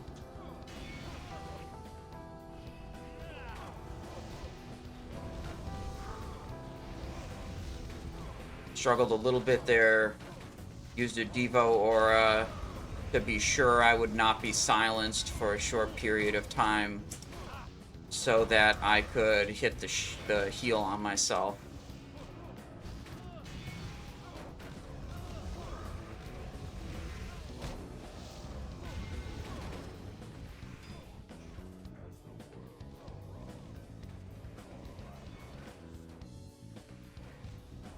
Okay, into final phase at 32%. That's pretty good. Going into Frostmourne, there are no Drudge dudes up topside, so I think we're okay.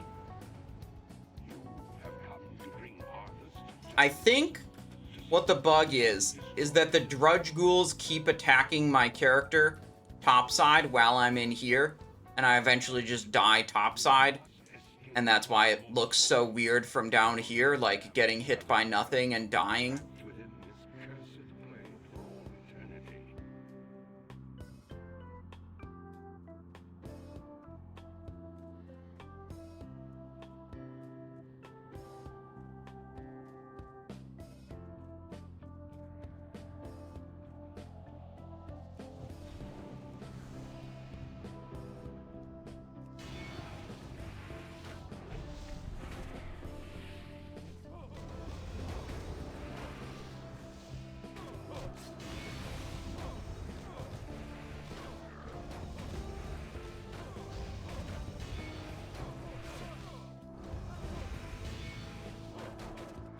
Keep trying to use execution sentence, but I keep being silenced.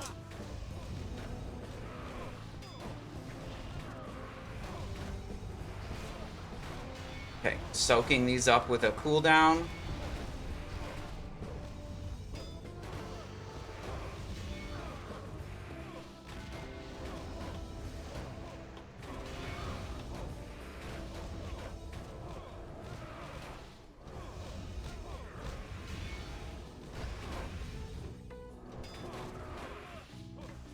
Going into Frostmourne.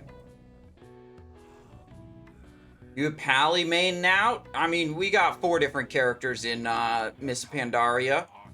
And I'm trying to solo Lich King on as many different characters as I can. We did it on Blood Death Knight. I think Paladin is the next most likely, and, you know, you might be witnessing my first kill here pretty soon, you know, or maybe I just jinxed it, just like every other time I said it's going well.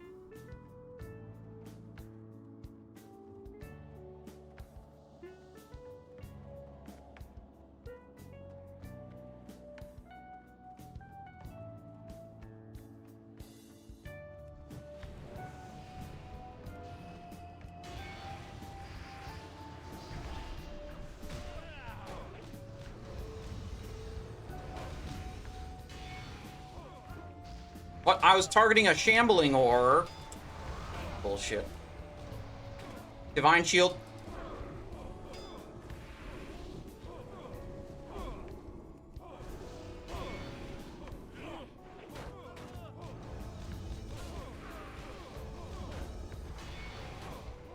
Evo Aura. Hide it out a little bit.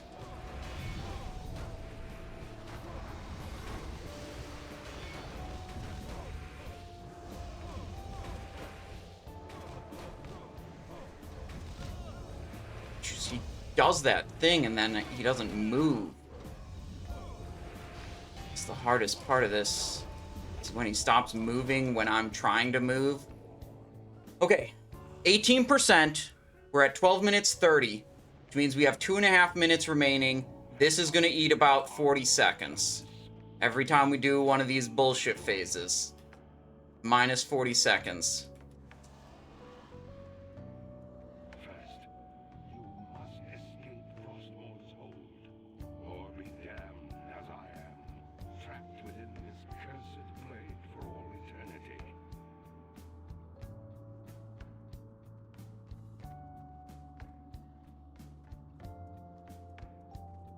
My plan is Eternal Flame, like right before he finishes, and then Judgment again, so I have 3 combo points.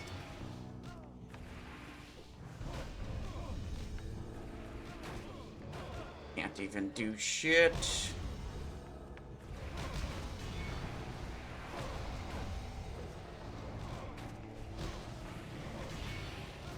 There. Just popped a bunch of cooldowns.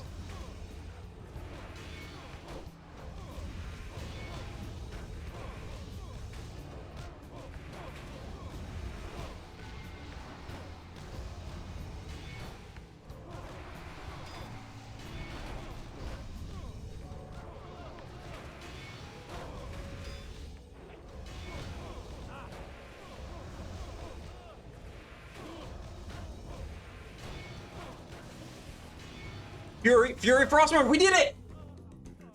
We did it! That was it! That was it! Oh, yes! I knew we could do it! Oh, yes! Let's go! Oh, I think Sterob, it looks less clustered to you, the downstairs room, because there's only one person in it instead of 25. There we go.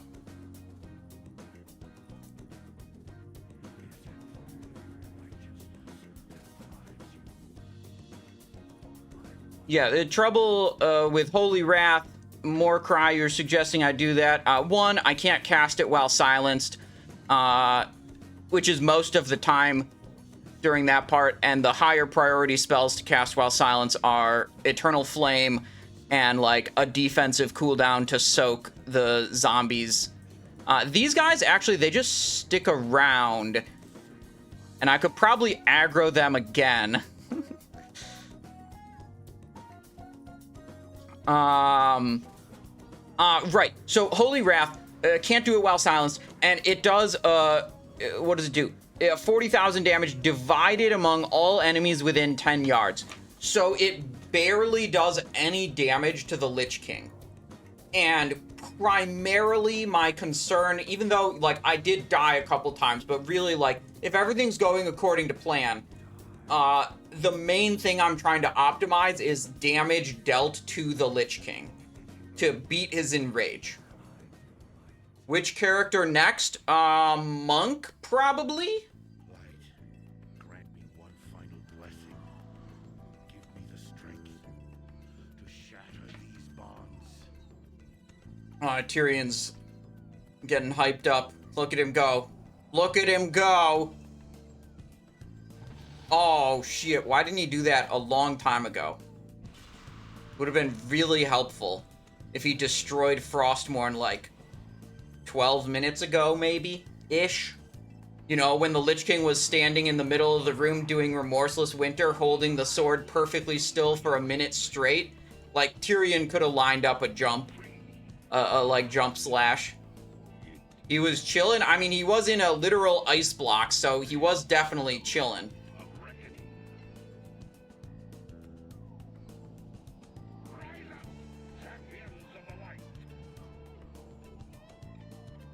Alright, here we go. Oh my god, look, Tyrion is fighting the shambling horror now. Alright, let's give ourselves some buffies.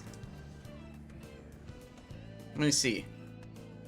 Is this guy actually getting stunned by my Divine Wrath? Yeah, just barely. That doesn't seem like it does anything.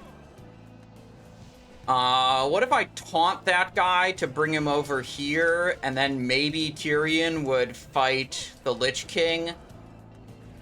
Yeah, this didn't happen on the Death Knight, because the Death Knight killed the Shambling Horrors. I don't know if anyone's seen this before. Tyrion won't even attack the friggin' Lich King, because he's distracted on the Shambling Horror. What a useless asshole. Actually, honestly, I should aggro those ones too. Because it'll up my DPS to be getting hit by more enemies.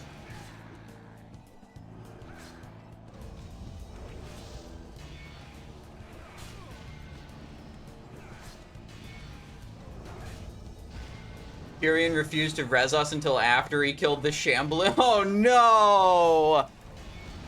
Okay, I mean, he didn't even aggro on the Shambling Horrors before he rezzed me. Drops incoming? Dude, I hope so.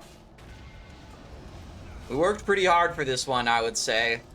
Worked through a couple different strats and ideas of how to go about doing this. Plenty of execution fails that we had to work through and improve on.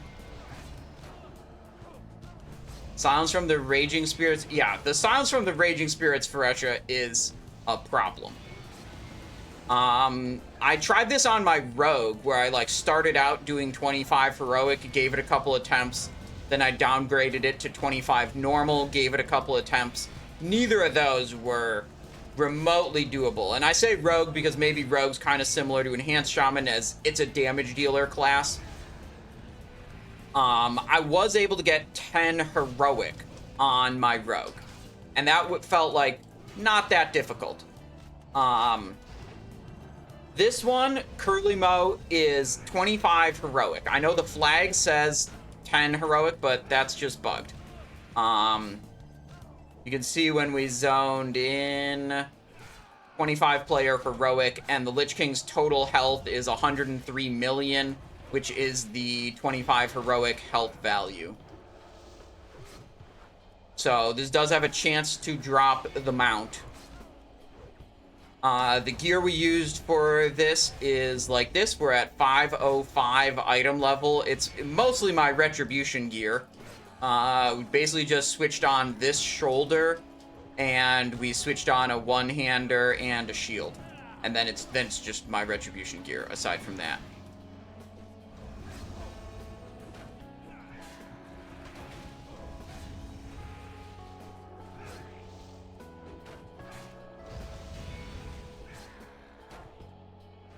And the talents and glyphs, we ended up going with Devotion Aura, Alabaster Shield, Focus Shield. Definitely the two important ones are these, Focus Shield and Alabaster Shield for more damage.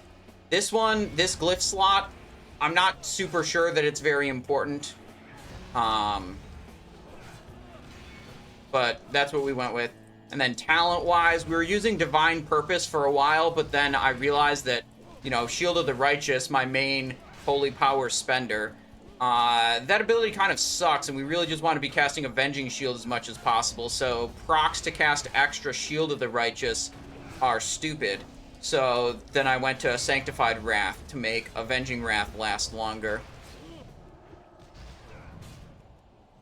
Yeah, we tried a little bit of Sacred Shield, but decided that that was going to heal me for less than Eternal Flame, so we went back to Eternal Flame. You maybe could do Sacred Shield and then, like, use Word of Glory to heal yourself extra. That would probably be fine. And then buff-wise, we used Black Pepper, Ribs and Shrimp, Rune Skull of Fortitude 3, Drums of Forgotten Kings, Flask of Winter's Bite. We used 2 Potion of Mogu Power, 1 right before the fight started. Oh, shit, we're gonna die in the cinematic. Oh, wait, no, they're all attacking Tyrion now. He taunted them. Okay. I've seen that cinematic enough times recently from killing this boss on other characters. But it's time to loot 25-man Heroic Lich King. And then I used a Blessing of Might on myself. Right. Okay. Protector Mark of Sanctification. 2 more Shadow Frost Shards.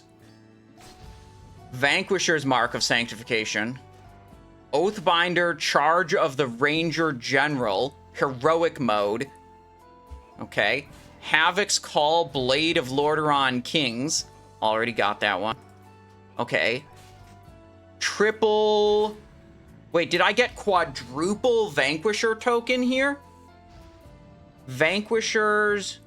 Oh, wait, no, these are normal mode tokens, and those are heroic tokens, all of which I can't use, and the mount didn't drop. You guys think that Tyrion will be okay over here? He's got almost 14 million health.